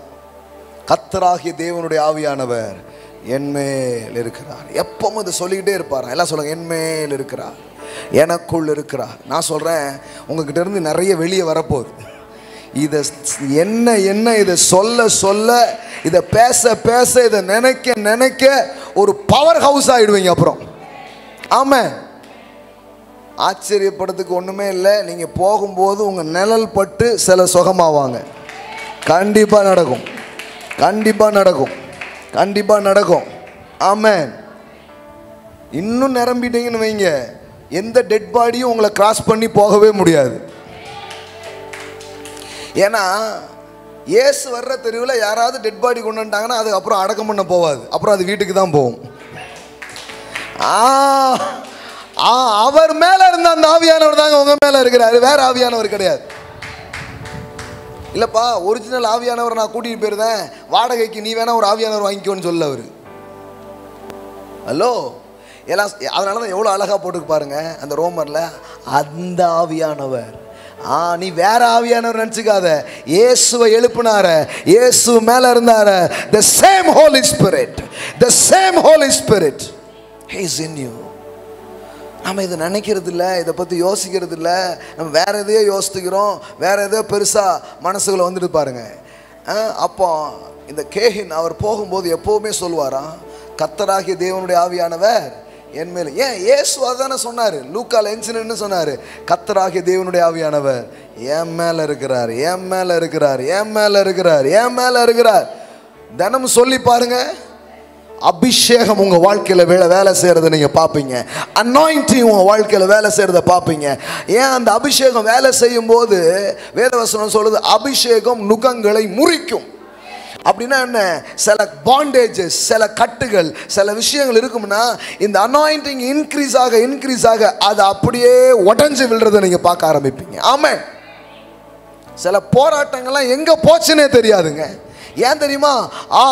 சத்துரு வெள்ளம் போல் வரும் பொழுது ஆவியானவர் அவனுக்கு விரோதமாய் கொடியேற்றுவார் என்று எழுதப்பட்டிருக்கிறது. ஆவியானவர் சும்மா நினைச்சுக்காதீங்க, உங்களுடைய எல்லா வார்லையும் கொடிய பறக்க வைப்பார். உங்க எல்லா சண்டையிலையும் வெற்றி உங்களுடையதாக இருக்கிறது. உங்க எல்லா போராட்டத்திலையும் ஜெய கொடியை அவர் நாட்டுகிறவராக, ஜெய கொடியை பறக்க விடுகிறவராக இருக்கிறார். ஆமென். பக்கத்துல பா சொல்லுங்க, கொடி பறக்கும். ஆமென். எகோவா நிசி, கொடி பறக்கும். ஆமா, பைபிள் உள்ள வசனம் தாங்க அது. சத்துரு வெள்ளம் போல் வரும்போது கொடி பறக்குதுன்னு அர்த்தம். எதிரியை பிடிச்சிட்டு இவன் நாட்டு கொடி என்ன பண்ணிடுவான், நாட்டுவான். பார்த்துருக்கீங்களா நீங்க? இப்போ பிரிட்டிஷ்காரங்க வந்து நம்ம நாட்டை பிடிச்சிருந்த போது முதல்ல ஏறி அவன் கொடியை பிடுங்கி இந்திய தேசத்தின் கொடியை நாட்டுற மாதிரி சத்துரு உங்கள் வாழ்க்கையை பிடிச்சிட்டேன்னு அவன் என்னத்தையும் நாட்டி வச்சிருந்தாம்ல, அதை அப்படியே பிடுங்கி போட்டுட்டு அவர் கொடியை நாட்டி கொடி பறக்கிறோம். அங்கே தான் அது வெற்றியின் அடையாளமாக இருக்கிறது. ஆமாம், கொடி பறக்குதுன்னு அர்த்தம் நம்ம ஆட்சி நடக்குதுன்னு அர்த்தம். இனி அந்நியனின் ஆட்சி அல்ல. ஆமாம், இப்போ இந்தியர்கள் தான் ஆளுகிறார்கள் அப்படின்னு காட்டுறதுக்கு தான் இந்திய கொடி பறக்குது. அதனால தான் ஒரு நாட்டை பிடிக்கும் போது முதல்ல என்ன பண்ணுறான், கொடியை பிடிங்கி போட்டு இவன் கொடியை வைக்கிறான். அது அது வந்து பைபிளில் எவ்வளோ அழகாக இருக்குது பாருங்க. சத்துரு வர்றான், வெள்ளம் போல வர்றான். ஆனால் ஆவியானவர் வந்து என்ன பண்ணுவாராம், அவனுக்கு விரோதமாய் கொடியை ஏத்தி பறக்க வச்சு வெற்றி கொடி நாட்டும்படியாய் செய்வார். That is the work of the Holy Spirit. வெள்ளம் போல வந்தானே, எம்புட்டு சத்துரு வந்தானே, அம்புட்டு பிரச்சனைகளிலேயும் கொடி பறக்கும்.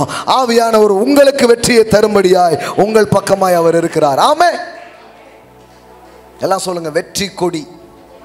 பாட்டு படிக்கிறோம், வெற்றி கொடி பிடித்திடுவேன், வீர நட நடந்துடுவேன், வெள்ளம் போல் சாத்தா வந்தாலும் ஆவிதாமே. ஆமே, அஞ்சாதே என் மகனே, நீ அஞ்சாதே என் மகளே. Amen, hallelujah. It's a work of the Holy Spirit. அப்ப சொல்லுங்க, கர்த்தராகிய தேவனுடைய ஆவியானவர் என் மேல இருக்கிறார். இந்த ஏசாயா 60 இந்த லூக்காவில் நான் மாஸ்டர் இந்த சாப்டர்லையும் நீங்கள் பார்த்தீங்கன்னா ஆவியானவர் உங்கள் மேலே இருக்கும்போது என்ன நடக்குங்கிறது அதில் இருக்கு. ஆமென், பாருங்க, அதை தான் எடுத்து இன்னைக்கு பேசணும்னு பார்த்தேன். ஆனால் ஆவியானவர் உங்கள் மேலே இருக்கிறாருங்கிறதுக்கு சொல்கிறதுக்கு இவ்வளோ நேரம் ஆயிடுச்சு. புரியுதா உங்களுக்கு? டைம் தான் இல்லை. இப்போ கொஞ்சம் மட்டும் சொல்லி முடிக்கிறேன் பாருங்க. இந்த வசனத்தை பாருங்க, ஆவியானவர் என் மேல் இருக்கிறார். இயேசு சொல்றாரு, உங்க மேல ஆவியானவர் இருக்கும்போது, அனாயிண்டிங் இருக்கும்போது, ஸ்ட்ரென்த் இருக்கும்போது என்ன நடக்கும்? தரித்திரருக்கு சுவிசேஷத்தை பிரசங்கிக்கும்படி என்னை அபிஷேகம் பண்ணினார். அப்படின்னா அர்த்தம்னா, ஆவியானவர் உங்க மேல இருக்கும் பொழுது தரித்திரம் நீங்கும்படியான ஒரு செயல் உங்களுக்கும் நடக்கும். நீங்க போற இடத்துலயும் அது நடக்கும். அதுதான் முதல்ல நடக்கிற மேட்ரா இங்க எழுதப்பட்டிருக்கிறது. ஏன்னா நிறைய பேர் கேட்காங்க, why you preach prosperity?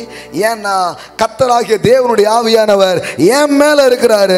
மக்களுடைய வாழ்க்கையில் இருக்கிற தரித்திரத்தை உடைச்சு, இல்லாமையை உடைச்சு, கடனை உடைச்சு, வாழ்க்கையில எத்தனையோ வட்டி, எத்தனையோ குறைவுன்னு சிக்கிட்டு இருக்காங்களே, அதை உடைக்கிற அபிஷேகத்தை அவர் கொடுத்து அனுப்பி இருக்கிறார். ஆகையினாலதான் எங்கள் மக்கள் செழித்து கொண்டே இருக்கிறார்கள். ஆமென். இந்த மினிஸ்ட்ரி மேலே நிறைய அனாயிண்டிங்ஸ் ஆண்டவர் வச்சிருக்கிறாரு. ஆனால் எல்லா அனாயிண்டிங்ஸை விட ஒன்று ரொம்ப கன்ஃபார்ம். அதுக்கு பேர் தரித்திரத்தை உடைச்சி செழிப்பை கொண்டு வருகிற ப்ராஸ்பெரிட்டி அனாயிண்டிங்ஸ். ஆமென். அதனால தான் இந்த போதனையை கனம் பண்ணுறவங்க, இதில் கனெக்டடாக இருக்கிறவங்க, இதை நிஜமாக கவனித்து இதை ரிசீவ் பண்ணுறவங்க ஒருத்தர் கூட ஏழையாக இருக்க முடியாது. அவங்க வாழ்க்கையில் financial flow, wealth flow, cash flow, டெப்ட் கேன்சலேஷன் நடந்துக்கிட்டே இருக்கும். என்ன சொல்லிட்டு இருக்கேன்னா, இவருடைய செயல் தான் செழிப்பு. இயேசு சொல்றாரு பாருங்க, ஆவியானவர் என் மேல இருக்கிறார். தரித்திரனுக்கு போய் நான் பிரசங்கம் பண்றேன். தரித்திரனுக்கு போய் என்ன பிரசங்கம் பண்ணுவீங்க? பாருங்க, உங்களுக்கு புரியுமா? குருடருக்கு எது சுவிசேஷம்? பார்வை. செவிடருக்கு எது சுவிசேஷம்? காது கேட்கறது. முடவனுக்கு எது சுவிசேஷம்? நடக்கிறது. கரெக்டா? சிறைப்பட்டவனுக்கு எது சுவிசேஷம்? விடுதலை. அப்ப தரித்திரனுக்கு எது சுவிசேஷம்? நீ ஏழையா இருக்க மாட்ட, நீ செல்வந்தனா இருப்பாய் என்பதுதான் சுவிசேஷம். ஏதோ ப்ராஸ்பரிட்டி காஸ்பல், ஏதோ செழிப்பு இல்லைங்க. இயேசு சொல்றாரு, கர்த்தராகிய தேவனுடைய ஆவியானவர் என் மேல இருக்கிறாரு. தரித்திரருக்கு சுவிசேஷத்தை பிரசங்கிக்கும்படி அவர் என்னை அபிஷேகம் பண்ணினார். ஆமென். தரித்திரனுக்கு என்ன சுவிசேஷம்? எது சுவிசேஷமா இருக்க முடியும்? கடன்ல இருக்கிறவனுக்கு எது சுவிசேஷமா இருக்க முடியும்? நீயோ கடன் வாங்காதிருப்பாய், அநேக ஜாதிகளுக்கு கடன் கொடுப்பாய்.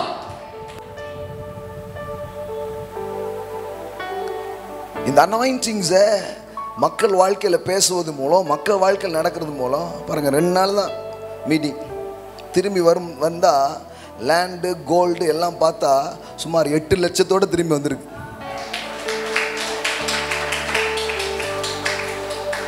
ஆமென். நான் இப்படிப்பட்ட அனாயிண்டிங்ஸை உள்ள மனிதர்கள் இப்படிப்பட்ட வார்த்தைகளை வந்து ப்ரீச் பண்ணும்போது, பேசும்போது நான் கேட்டிருக்கிறேன். அப்படி கேட்கும்போது நீங்கள் இப்போ உட்காந்து கேட்டீங்களே, இதை விட ஆர்வமாக கேட்டேன். அதை விட ஆர்வமாக ஒன்று பண்ணுவேன். என்ன பண்ணுவேன் தெரியுமா? சும்மா கேட்க மாட்டேன். அந்த வார்த்தையை போய் கனம் பண்ணி அதை நான் ரிசீவ் பண்ணுவேன்.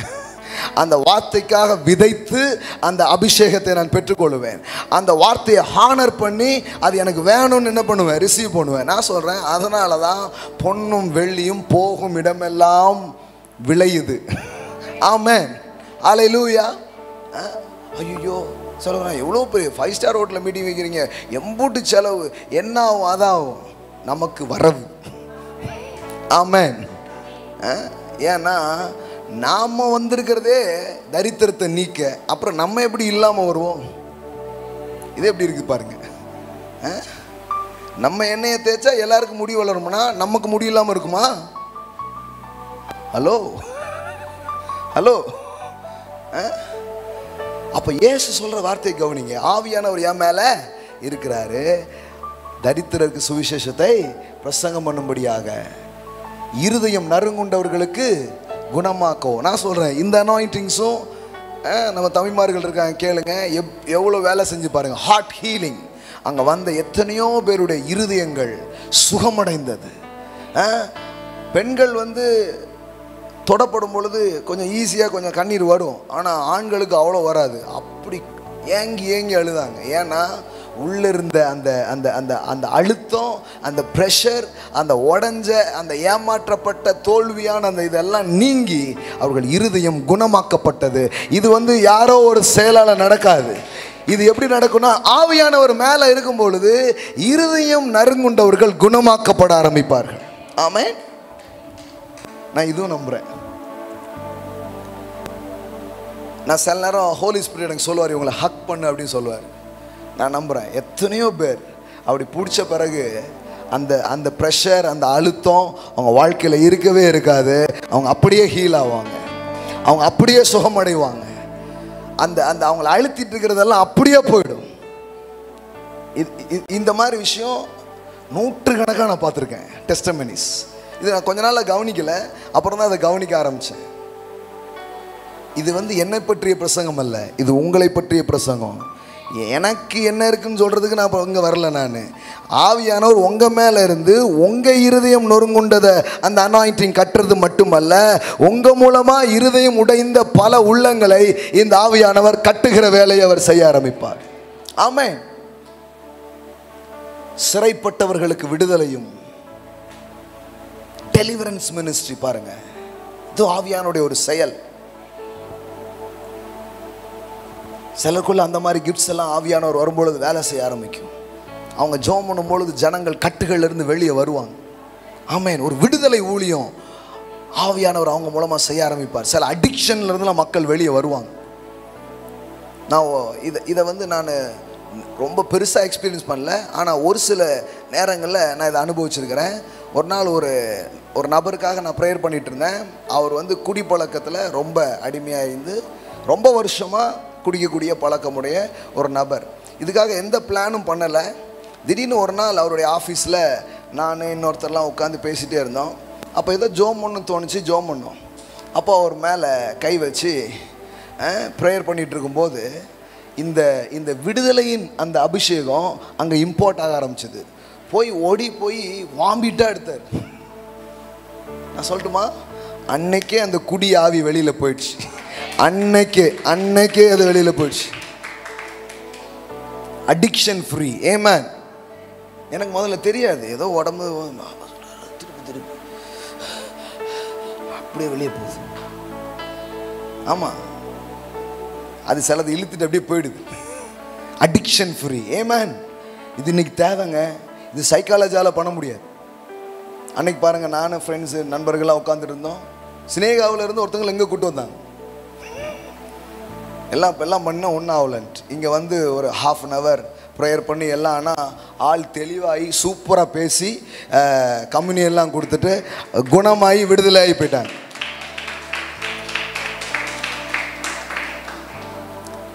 தேங்க்ஸ். அதாவது மருத்துவர்களுக்காக கடவுளுக்கு நன்றி, அதற்கு ஒரு எல்லை இருக்கிறது. ஆனால் ஆவியானவரின் செயலுக்கு எல்லையே கிடையாது அப்படிங்கிறதான் உங்களை சொல்ல வர்றேன். Thanks for doctors and nurse. நான் அதை ரொம்ப வேல்யூ பண்ணுறேன். ஏன்னா அவங்களாம் இல்லைன்னா நிறைய பேர் செத்து போயிருப்பாங்க. இப்போதைக்கு நவீன காலத்து சோல்ஜர்ஸ் யாருன்னா கொரோனா காலத்து சோல்ஜர்ஸர்களே நீங்கள் வாழ்க. இவங்க வந்து இப்போ இராணுவ வீரர் மேலே தான் இப்போ ட்ரெஸ்லாம் போட்டு சூட்லாம் போட்டு போகிறாங்க. உயிரையே பணம் வைக்கிறது தானே.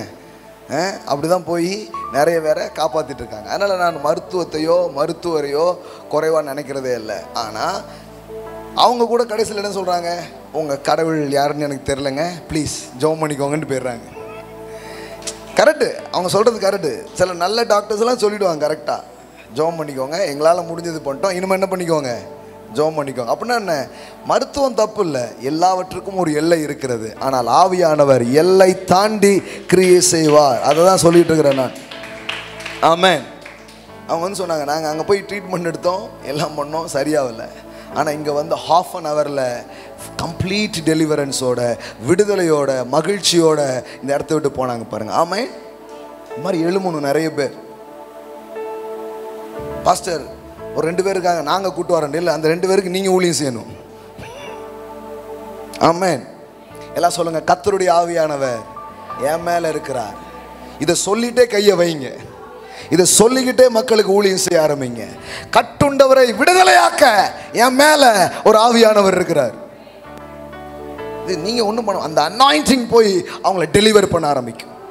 அந்த அபிஷேகம் போய் அந்த நுகத்தை முறிக்க ஆரம்பிக்கும். ஆமென். அப்புறம் பாருங்க, குருடருக்கு பார்வை, நொறுங்குண்டவர்களுக்கு விடுதலை, போயிட்டே இருக்கு. இது வந்து ஆவியானவர் உங்கள் மேலே வரும்போது உங்கள் வாழ்க்கையில் நடக்கும் செயலாகவும் இருக்கும், உங்கள் மூலமாக நடக்கிற செயலாகவும் அது இருக்கும். ஆமென். இப்போ சிலர் எப்படி இருக்கீங்கன்னா, நானே அப்படி தான் இருக்கேன்னா, அப்போ உங்களுக்கு இந்த அபிஷேகம் இன்றைக்கி வேலை செய்யும். உங்களுக்கு ஹோலி ஸ்பிரிட் இந்த அனாயிண்டிங்கை உங்களுக்கு ஊற்றி உங்களுக்கு ஒரு மாற்றத்தை தருவார். அப்புறம் ஊற்றிக்கிட்டே இருப்பார், அப்புறம் ஊற்றிக்கிட்டே இருப்பார், அப்புறம் பாத்திரம் நிரம்பி வழி ஆரம்பிக்கும். ஆமாம். என்னமோ தெரிலங்க, அந்த சிஸ்டர்கிட்ட பேசினேன், அவங்க ப்ரேயர் பண்ணதுக்கப்புறம் டிப்ரெஷன்ஸ்லாம் போயிடுச்சு, சில அடிக்ஷன்ஸ்லாம் போயிடுச்சு, என் ஹார்ட் ஹீல் ஆயிடுச்சுன்னு ஏராளமான மக்கள் சொல்வதை நீங்கள் பார்ப்பீர்கள். ஆமென். ஹல்லேலூயா. எழுந்து நிற்போம். இன்னும் ஏசாயா 60 எடுக்கிறதுக்கு டைம் இல்லை. 61 வேணா கடகடன்னு வாசிக்கிறேன், எழுந்து நில்லுங்க. ஏசாயா 61 மட்டும் போடுப்பா. ஏசாயா சொன்னதை வாசித்துட்டேன், ஏசாயா சொன்னதை இப்போ வாசிக்கிறேன். அதே ஃப்ரேஸ் தான், கொஞ்சம் மட்டும் இருக்கு, எல்லாமே இருக்கு. கட்டுண்டவர்களுக்கு கட்டவிழ்த்தலை கூறவும். Next,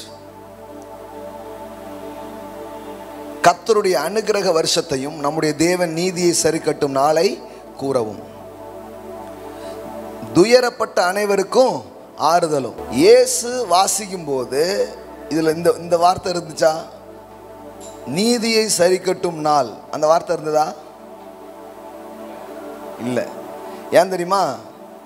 judgement is over. புரியல கொஞ்சம் பேருக்கு.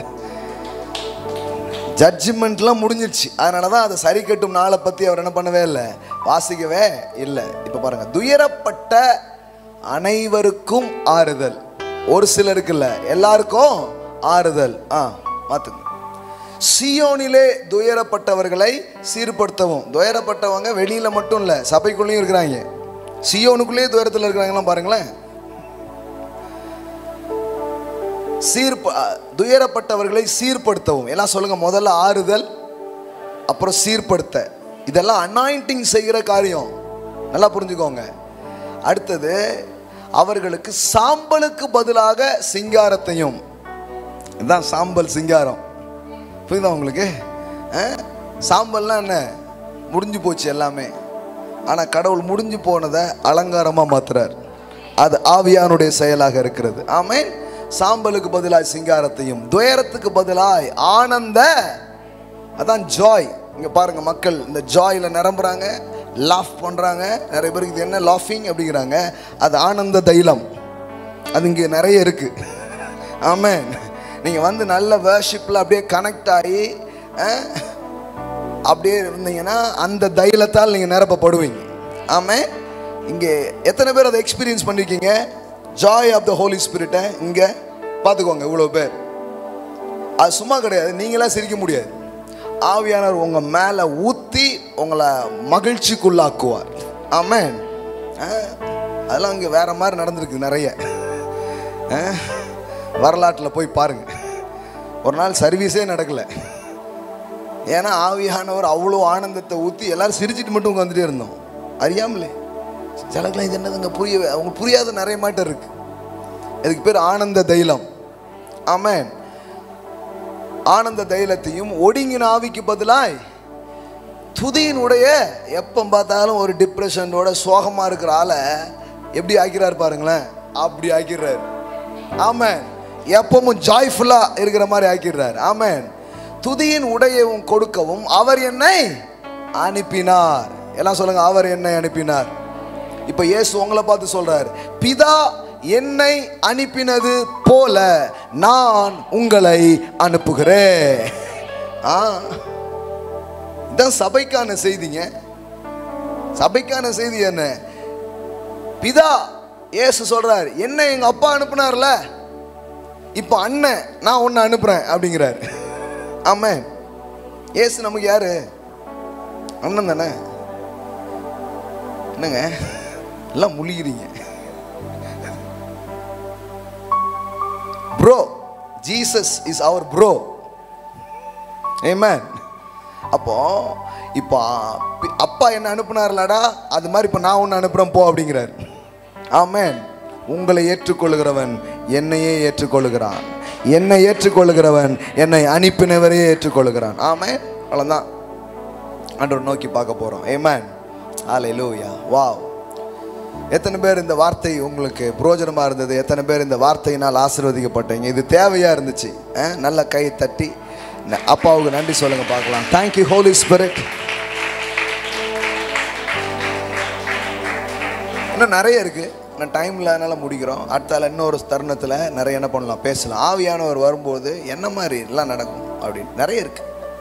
ஆவியானவர் வந்து உங்களை நிறைய சம்பாதிக்க வைப்பார் தெரியுமா? உபாகமம் 8:18 இருக்கு. அவர் வந்தா I will give you the power to get wealth. அப்படின்னா என்ன? ஐஸ்வர்யத்தை அடைய, ஐஸ்வர்யத்தை சம்பாதிக்க ஆவியானவரே பலன் தரார். அதுக்கப்புறம் நீங்கள் எப்படி தரித்திரா இருக்க முடியும்? இருக்கவே முடியாது. நான் நம்புகிறேன் அந்த பலன் தான் என் வாழ்க்கையில் வெல்த்தை இன்க்ரீஸ் பண்ணிட்டு இருக்கு அப்படின்ட்டு. ஆமாம். அதே மாதிரி தானியேலும் அவன் நண்பர்களும் படிச்சுக்கிட்டு இருக்கிறாங்க. ஆவியானவர் அவங்களுக்கு உதவி செய்கிறாரு. கடைசியில் பார்த்தா நீட் எக்ஸாமில் எல்லாரும் ஃபெயில், இவங்க மட்டும் பாஸ்.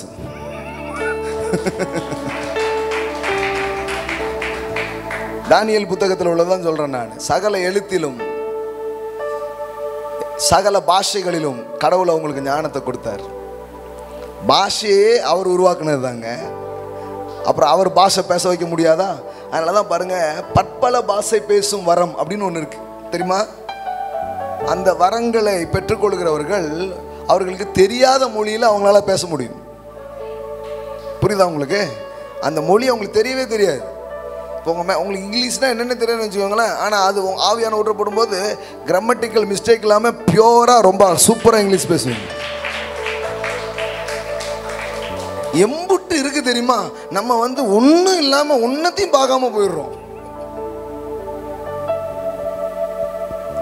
இனிமே அப்படிப்பட்ட நாட்கள் கிடையாது. அறிந்து கொள்ளணும், அதை என்ன பண்ணணும், அனுபவிக்கணும், அப்புறம் அதை அறிவிக்கணும். ஆமென். புரியுதா உங்களுக்கு?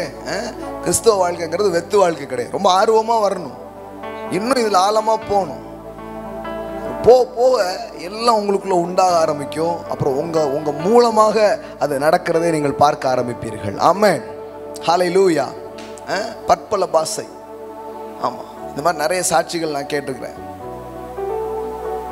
ஆவியானவரை நம்பாத ஒருத்தர் இருந்தார். அவர் ஒரு நாள் ஆவியானவர் நம்ப ஆரம்பிச்சிட்டார். எப்படின்னு கேட்டேன். எங்கள் மாமா படிக்கவே இல்லை, அவர் அந்நிய பாஷையில் பேசிட்டு இருந்தவர் தடார்னு இங்கிலீஷில் அரை மணி நேரம் ஜோம் பண்ண ஆரம்பிச்சிட்டாரு. எனக்கு ஒரு மாதிரி ஆயிடுச்சு, இவருக்கு இங்கிலீஷ் ஒன்றுமே தெரியாது, இவர் எப்படி இங்கிலீஷில் அரை மணி நேரம் ப்ரேயர் பண்ணார்? ஆவியானவர் சொன்னார், இதுதான் என் செயல் அப்படின்னு சொன்னாராம்.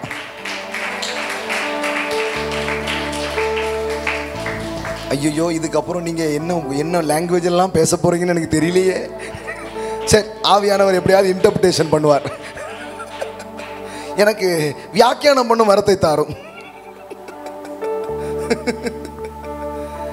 ஏங்க, கடவுளோட பிள்ளைகளுக்காக சொரங்கங்களை வச்சிருக்கிறாருங்க.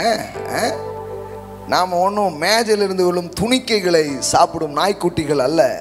மேஜையில் அமர்ந்து Royal treat, everyday the royal treat, அப்பா வச்சிருக்கிற சிறந்ததை புசிக்கும்படி அழைக்கப்பட்டவர்களாக நாம் இருக்கிறோம். ஆமென், ஹல்லேலூயா. சந்தோஷப்படுங்க, இதெல்லாம் ஒவ்வொரு நாளும் தியானிங்க, இதை கேளுங்க, இந்த வசனத்தை அப்படியே சொல்லுங்க, ஆவியானவர் என் மேல இருக்கிறார் அப்படின்னு. காலையில் காப்பி போட்டு பாருங்க, டிகிரி காப்பிலாம் ஒன்றுமே கிடையாது, அவ்வளோ சூப்பராக காப்பி வர ஆரம்பிக்கும். ஏங்க, எல்லாத்துக்கும் தான் ஆவியானவர். என்ன நினைக்கிறீங்க நீங்கள்? என் பிள்ளை ஒன்றுமே கேட்க மாட்டேங்க, கர்த்தராகிய தேவன் ஆவியானவர் என் மேலே இருக்கிறார் அப்படின்ட்டு பேச ஆரம்பிங்க, கரெக்டான வார்த்தையை சொல்லுவீங்க, உங்கள் பிள்ளைங்க கரெக்டாக சரியாக வருதை நீங்கள் பார்க்க ஆரம்பிப்பீங்க.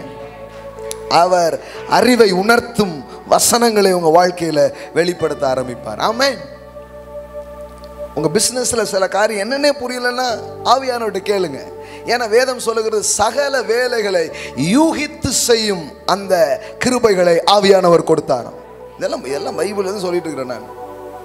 ஆனால் நமக்கு இந்த ஆவியானவர் தெரியவே தெரியாது. ரா பா பாப்பா அவ்வளோதான், நீ போப்பா அப்படியே முடிச்சிட்டாங்க. இந்த ஆவியானவர் வந்து எம்பூட்டு காரியம் நடக்குதுங்கிறத மக்கள் அறியாமலே போயிட்டாங்க. ஆனால் நீங்கள் பாக்கியவான்கள், நீங்கள் ஆசீர்வதிக்கப்பட்டவர்கள். நீங்கள் எதை காதால் இப்போ கேட்குறீங்களோ அதை உங்கள் வாழ்க்கையில் சுதந்திரிக்க ஆரம்பிப்பீர்கள், அனுபவிக்க ஆரம்பிப்பீர்கள். ஆமென். துயரப்பட்டவர்களுக்கு ஆறுதல், கட்டுண்டவர்களுக்கு விடுதலை. Amen. Praise God, praise God. கர்த்தருக்கு நாம் கொடுக்க போகிறோம், நம் கரங்களிலே நாம் எடுத்துக்கொள்ளலாம். We are going to give tithes and offering. நம்முடைய சபையில் முதல் வாரங்களிலே நம்முடைய வருமானத்தில் 10% நாம் தேவனுக்கு செலுத்துகிறோம். அது தேவனை கனம் பண்ணுவதின் அடையாளமாக இருக்கிறது. அப்படி நீங்கள் டைட்ஸ் அண்ட் ஆஃபரிங் கொடுக்க விரும்புனீங்கன்னா அங்கே கவர் இருக்கும், நீங்கள் வாங்கி பேர் எழுதி நீங்கள் என்ன பண்ணலாம், கொடுக்கலாம். சிலருக்கு அப்படின்னா என்னென்னே தெரியாமல் இருக்கலாம், நீங்கள் பழகலாம். கர்த்தர் என்னை ஆசீர்வதிக்கிறார் என்பதற்கு அடையாளமாக எனக்கு தேவன் தரும் ஆசீர்வாதங்களை நான் தேவனுடைய ஆலயத்துக்கு கொண்டு வந்து செலுத்தும் ஒரு முறை தான் தசம பாகமாக இருக்கிறது. வேற எதுவுமே கிடையாது. அது எந்த கட்டாயமும் அல்ல, எந்த கம்பலும் கிடையாது. உங்களுக்கு அதை குறித்து புரிந்து கொள்ளுதல் இருக்குமானால் நீங்கள் அதை செய்யலாம். அந்த புரிந்து கொள்ளுதல் இல்லாத வரை நீங்கள் அமைதியாக இருங்கள், கடவுளே உங்களுக்கு அதை புரிய வைப்பார். புரியுதா உங்களுக்கு? இங்கே எதுவுமே அப்படி கிடையாது. ஆனால் அதில் ஒரு பெரிய ஆசீர்வாதம் இருக்குது, அவ்வளோதான். ஆமென். ஆபிரகாம் செலுத்தினான், யாக்கோபு செலுத்தினான். வேதம் முழுவதும் அதை குறித்த சத்தியங்கள் ஏராளமாக சொல்லப்பட்டிருக்கிறது. ஆமென். அதை வந்து பயத்தில் செலுத்தக்கூடாது, பாசத்தில் செலுத்தணும். நிறைய பேர் டைட்ஸ் அண்ட் ஆஃபரிங்ஸை எப்படி கொடுத்துட்டாங்க அப்படின்னா, என் கடவுளுக்கு நீ கொடுக்கலன்னா எங்கே கொடுத்துருவ, ஹாஸ்பிட்டலில் கொடுத்துருவேன் அப்படின்னு சொன்னதுனால பயந்து போய் என்ன பண்ணிட்டாங்க, ஐயோ ஹாஸ்பிட்டல் பில் ஜாஸ்தியாகும், ஆண்டவருக்கே 10 கொடுத்துருவோன்னு கொடுத்துட்டாங்க. இப்படி வந்து மிரட்டல் பண்ணி உருட்டல் பண்ணி கடவுள் வந்து நம்மகிட்ட கேட்கல. கடவுள் சொல்கிறாரு, நான் ராஜாவானால் என் கணம் எங்கே? நீ என்னை கணம் பண்ணா கணம் பண்ணலாம், கணம் பண்ணாமல் இருக்குன்னா இருக்கலாம். ஆனால் வேதம் சொல்லுகிறது, என்னை கணம் பண்ணுகிறவர்களை நான் கணம் பண்ணுவேன். Amen. It's honour to God. உங்கள் விளைவின் முதற்பலனால் அவரை கனம் பண்ணு, அப்பொழுது உன் களஞ்சியம் பூரணமா நிரம்பும். அக்கௌண்ட் எம்டியாக இருக்கா, கடவுள் சொல்கிறார் கனம் பண்ணு, அப்பொழுது பணம் பண்ணுவாய். ஆமென். எல்லாம் சொல்லுங்க, பணம் பண்ணுமா, கனம் பண்ண கற்றுக்கோ. கனம் பண்ணுறதுனா என்னென்னா ஹானர். எப்படி கனம் பண்ணுறது? Honour with your substance, honour with your capitals. உங்ககிட்ட என்ன இருக்கோ, உங்களுக்கு என்ன வருதோ, காசு கையில் வந்த உடனே உங்கள் மைண்டில் முதல்ல வர வேண்டியது தேவன். 1 ரூபாவாக இருக்கலாம், 100 கோடியாக இருக்கலாம். இது என்னால் வரல, இது உங்களால் வந்துச்சு. அதிலிருந்து 10% எடுங்க, அதை எடுத்து வைங்க. நான் ஆலயத்தில் கொண்டு போய் நான் அதை செலுத்த போகிறேன். ஏன்னா இதை நான் உண்டாக்கலை, தேவன் எனக்கு தந்தார். ஆமென். இதெல்லாம் கற்றுக்கொள்ளுங்க. இதெல்லாம் செழிப்பதற்கான ரகசியங்களாய் இருக்கிறது. தெரியலனா தெரிந்து கொள்ளுங்க. இந்த சபையில் நாங்கள் அதை நம்புகிறோம். நாங்கள் 10ல் ஒன்றும் இல்லை, நாங்களும் சேர்ந்து 10லலாம் கிடையாது, எத்தனையோ % அதிகமாய் ஊழியங்களிலும் மக்களுடைய வாழ்க்கையில் என்ன பண்ணிகிட்டே இருக்கிறோம், விதைச்சிக்கிட்டே இருக்கிறோம். நேற்றுக்கு பாருங்கள், எனக்கு வந்ததுலாம் சொன்னேன்னா ஏகப்பட்டது நாங்கள் விதைச்சிருக்கிறோம். நேற்றுக்கு பார்த்தா என் ஒய்ஃபு 2 ஊழியக்காரங்களை பார்த்துட்டு ப்ரேயர் பண்ணிவிட்டு நேற்றுக்கு பேசிகிட்டு இருந்தான். பார்க்குறேன் கையில் இருக்கிற 2 மோதிரத்தையும் காணும். ஏன்னா ஆளுக்கும் ஒவ்வொரு மோதிரம் கொடுத்துட்டு வந்துட்டான். ஏன் பொண்ணாக வருதுன்னா நாங்கள் பொண்ணாய் விதைக்கிறோம். ஆமென். அப்படி தான் வரும். மனுஷன் எதை விதைக்கிறானோ அதை அவன் அறுப்பான்.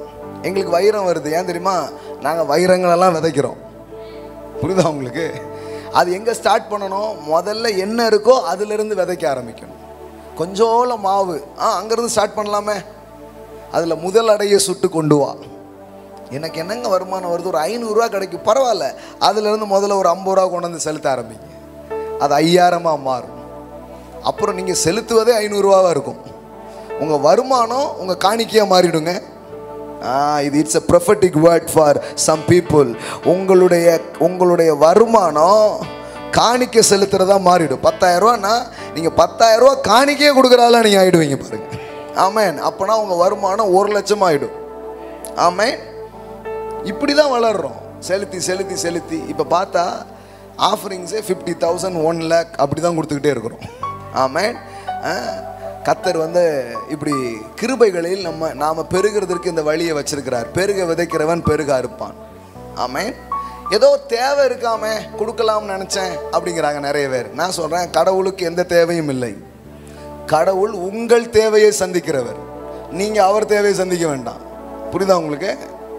சில தப்பாக புரிஞ்சுக்கிறாங்க. ஆண்டவருக்கு ரொம்ப தேவை போல, சரி ஆளுக்கு ஒரு உருண்டையை போட்டு கொடுத்துருவோம் அவருக்கு. கடவுளுக்கு எந்த தேவையும் இல்லைங்க. கடவுள் கொடுக்க சொன்னதின் நோக்கம் என்னன்னா, உங்களுக்கு கனம் பண்ணும் இருதயம் இருக்கான்னு பார்க்கறதுக்கு தான். எகிப்திலிருந்து வந்த எல்லா செல்வத்தையும் கடவுள் யார் கையில் கொடுத்தாரு? அந்த மக்கள் கையிலே கொடுத்துட்டாரு. இப்போ கொடுத்துட்டு சொல்றாரு, யாருக்கெல்லாம் மனசு இருக்கோ கொண்டு வா அப்படிங்கிறாரு. நான் என்ன கேட்குறேன்னா, எகிப்திலிருந்து எடுத்தீங்கல்ல, அப்பவுமே ஒதுக்கி வச்சிட வேண்டியதானே? ஏன் அவங்க கையில் கொடுத்தீங்க? கடவுளுக்கு காசு தேவையில்லை, கையில் கொடுத்துட்டு பிள்ளைக்கு ஐஸை கொடுத்துட்டு கடி தருதான்னு பார்க்குறாரு அப்பா. சில பிள்ளை இருக்கு, அப்பனா அப்பாவை பற்றி இன்னும் ஒன்றும் புரியலன்னு அர்த்தம். சில பிள்ளை முழு ஐஸையும் சாப்பிடுங்கப்பாங்கும். ஏன்னா தெரியும், பாக்ஸையே இவர் நமக்கு வாங்கி கொடுப்பா. இவர் என்கிட்ட இருக்கிற ஐஸை பிடுங்கி சாப்பிட்றவர் இல்லை, இவர் எனக்கு பெரிய பாக்ஸே வாங்கி தருவாருங்கிற புரிதல் உள்ளவர்கள் அதை செலுத்துகிறார்கள். புரியுதா உங்களுக்கு? இதை விட தைட்ஸ் ஆஃபரிங்கே எப்படி சொல்கிறதுன்னு எனக்கு தெரியல. இது உங்களுக்கு விளங்குச்சுன்னா ஒரு டிசிஷன் பண்ணுங்கள். இந்த மாதத்திலிருந்து அதை செய்ய ஆரம்பிங்க. உங்களுக்கு சொற்ப வருமானமாக இருக்கலாம், பெரிய வருமானம் இருக்கலாம், டசன்ட் நோ மேட்டர். கடவுளை அளவை பார்க்க மாட்டார். ஆனால் எவ்வளவு வந்திருக்குதோ அதுலேருந்து நீங்கள் எவ்வளோ செலுத்துறீங்க அதுதான் முக்கியம். இப்போது 1,00,000 ரூபா வர்ற ஆள் 1000 ரூபாய் தான் கொடுக்குறாருன்னா அது பெரிய விஷயமே கிடையாது. ஆனால் 1000 ரூபாய் வர்ற நீங்கள் 200 ரூபா கொடுத்தீங்கன்னு வைங்களேன், அது ரொம்ப பெரிய விஷயமா இருக்குது. இப்போ அமௌண்ட் முக்கியம் இல்லை, பேலன்ஸ் எவ்வளவுங்கிறது தான் முக்கியம். விளங்குதா? அதனால தான் 7 விதவை போட்டதை இயேசு என்ன சொன்னார்? அதிகமாக போட்டா. ஏன் அதிகமாக போட்டா? சில சொல்லுவாங்க, நம்ம கம்மியாக போட்டால் தான் கடவுள் அதிகமாக போட்டான்னு சொல்லுவார் அப்படின்ட்டாங்க. எப்படி வியாக்கியானம் பண்ணாங்கன்னே தெரில. அவள் அதிகமாக போட்டான்னு ஏன்னு சொன்னான்னா, அவள் டோட்டல் சொத்தே அவ்வளோதான். அப்படின்னா என்ன அர்த்தம்? அவள் அக்கௌண்ட்டே காலி பண்ணி வச்சுட்டு போயிட்டான். புரிஞ்சான்னு தெரியலையே. இனி அவட்ட எதுவுமே, அதாவது தன் ஜீவனத்துக்கு வைத்திருந்ததை அவள் போட்டு விட்டாள். எத்தனையோ முறை நான் என் அக்கௌண்ட்டை காலி பண்ணியிருக்கிறேன். ஆனால் நான் சொல்லட்டுமா? ஆமாம், ஃபாரின் போகும்போது நிறைய ஊழியம் செய்யும்போது நிறைய நேரத்தில் இந்த முழு அக்கௌண்ட்டில் இருக்கிற பணத்தை எடுத்து இந்த ஊழியருக்கு அல்லது இந்த காரியத்துக்கு கொடு அப்படின்னு எத்தனையோ முறை ஹோலி ஸ்பிரிட் கைட் பண்ணியிருக்கிறார். அம்புட்டையும் எம்டி பண்ணி கொடுத்துருக்குறேன். ஆனால் நான் சொல்கிறேன், என் அக்கௌண்ட் ஒரு நாள் எம்டியாக இருந்ததில்லை. அப்படி பூமராங்க மாதிரி அப்படியே சுற்றி திருப்பி நிரம்பும் பாருங்கள். அதில் தான் நான் இருதயத்தை நான் பழக்கிறேன், கற்றுக்கிறேன். இந்த பணம் என் ஆதாரம் அல்ல, கர்த்தர் என் ஆதாரமாக இருக்கிறார். இந்த பணம் வெறும் வளங்களாய் மாத்திரமே இருக்கிறது. ஆமேன். இந்த சபைக்கு இதை கற்றுக்கலன்னா நீங்கள் ஆண்டாண்டு காலமாக அப்படியே உட்காந்துருப்பீங்க. வெளியில் இருக்கிற யாரோ ஒருத்தர் கேட்டு ரொம்ப பெரிய ஆள் ஆகிடுவாங்க. புரியுதா உங்களுக்கு? நீங்கள் இந்த சபைக்கு வர்றது மட்டும் முக்கியம் இல்லை, இங்கு எதை நம்புகிறோம், எதை பின்பற்றுறோம், அதை நீங்களும் பின்தொடர்வதன் மூலம் நீங்கள் ஆசீர்வதிக்கப்படுவீர்கள். ஆமென். கர்த்தர் நல்லவர். ஆமென். கரங்களை எடுத்துக்கொள்வோம். ஆன்லைனில் பார்க்குற பிள்ளைங்க கூகுள் பேலையோ அக்கௌண்ட்லேயோ ஃபேஸ்புக்லேயோ நீங்கள் என்ன பண்ணலாம், செலுத்தலாம். ஆமென். ஹல்லேலூயா. கடவுளுக்கு தேவைன்னு செலுத்தாதீங்க, என் தேவையை அவர் சந்தித்தார் என்று செலுத்துங்கள். ஆமென். தேவனே உம்முடைய வார்த்தையை கனம் பண்ணும்படி கொடுக்கிறேன் என்று சொல்லுங்கள். ஆமென். ஹல்லேலூயா, ஹல்லேலூயா, ஹல்லேலூயா. கரங்களை எடுத்துக்கொள்ளுங்க. Thank you Lord. இந்த விதையை மனதார நான் ஆசீர்வதிக்கிறேன். இந்த உபாகமம் 8:18 இன்னைக்கு விதைக்கிற பிள்ளைங்களுடைய வாழ்க்கையில் நான் பேசுகிறேன். ஒரு அனாயிண்டிங்கை நான் பேசுகிறேன். ஐஸ்வர்யத்தை சம்பாதிப்பதற்கு பலனை நான் உனக்கு கொடுக்கிறேன்னு சொன்னீரே, இந்த வேலையில் அந்த பலன் அவர்களுக்கு உண்டாகட்டும். அந்த ப்ராஸ்பரிட்டி கிரேஸ், அந்த ப்ராஸ்பரிட்டி அனாயிண்டிங் அவங்க வாழ்க்கையில் நான் பேசுகிறேன். கடனே இல்லாத மக்களா, பொருளாதாரம் ஒரு பிரச்சனையே இல்லாத ஒரு மக்களா அவங்க வாழும்படிக்காக நான் பேசுகிறேன். ஆண்டவரே, அவங்க வாழ்க்கை உம்முடைய பிரசன்னத்தினால் தொடப்படட்டும். வெள்ளியும் பொன்னும் பெருகட்டும். நல்ல வீடுகளை கட்டுவார்களாக, நல்ல வாகனங்களை வாங்குவார்களாக, அவங்க பிள்ளைகளுக்கு நல்ல எதிர்காலத்தை ஏற்படுத்தி கொடுக்கத்தக்கதாய் எல்லா கிருபையும் பெருகுவதாக என்று நான் பேசுகிறேன். அப்படியே செய்வதற்காய் நன்றி, இயேசுவின் நாமத்தினால் பிதாவே. ஆமென். ஹல்லேலூயா.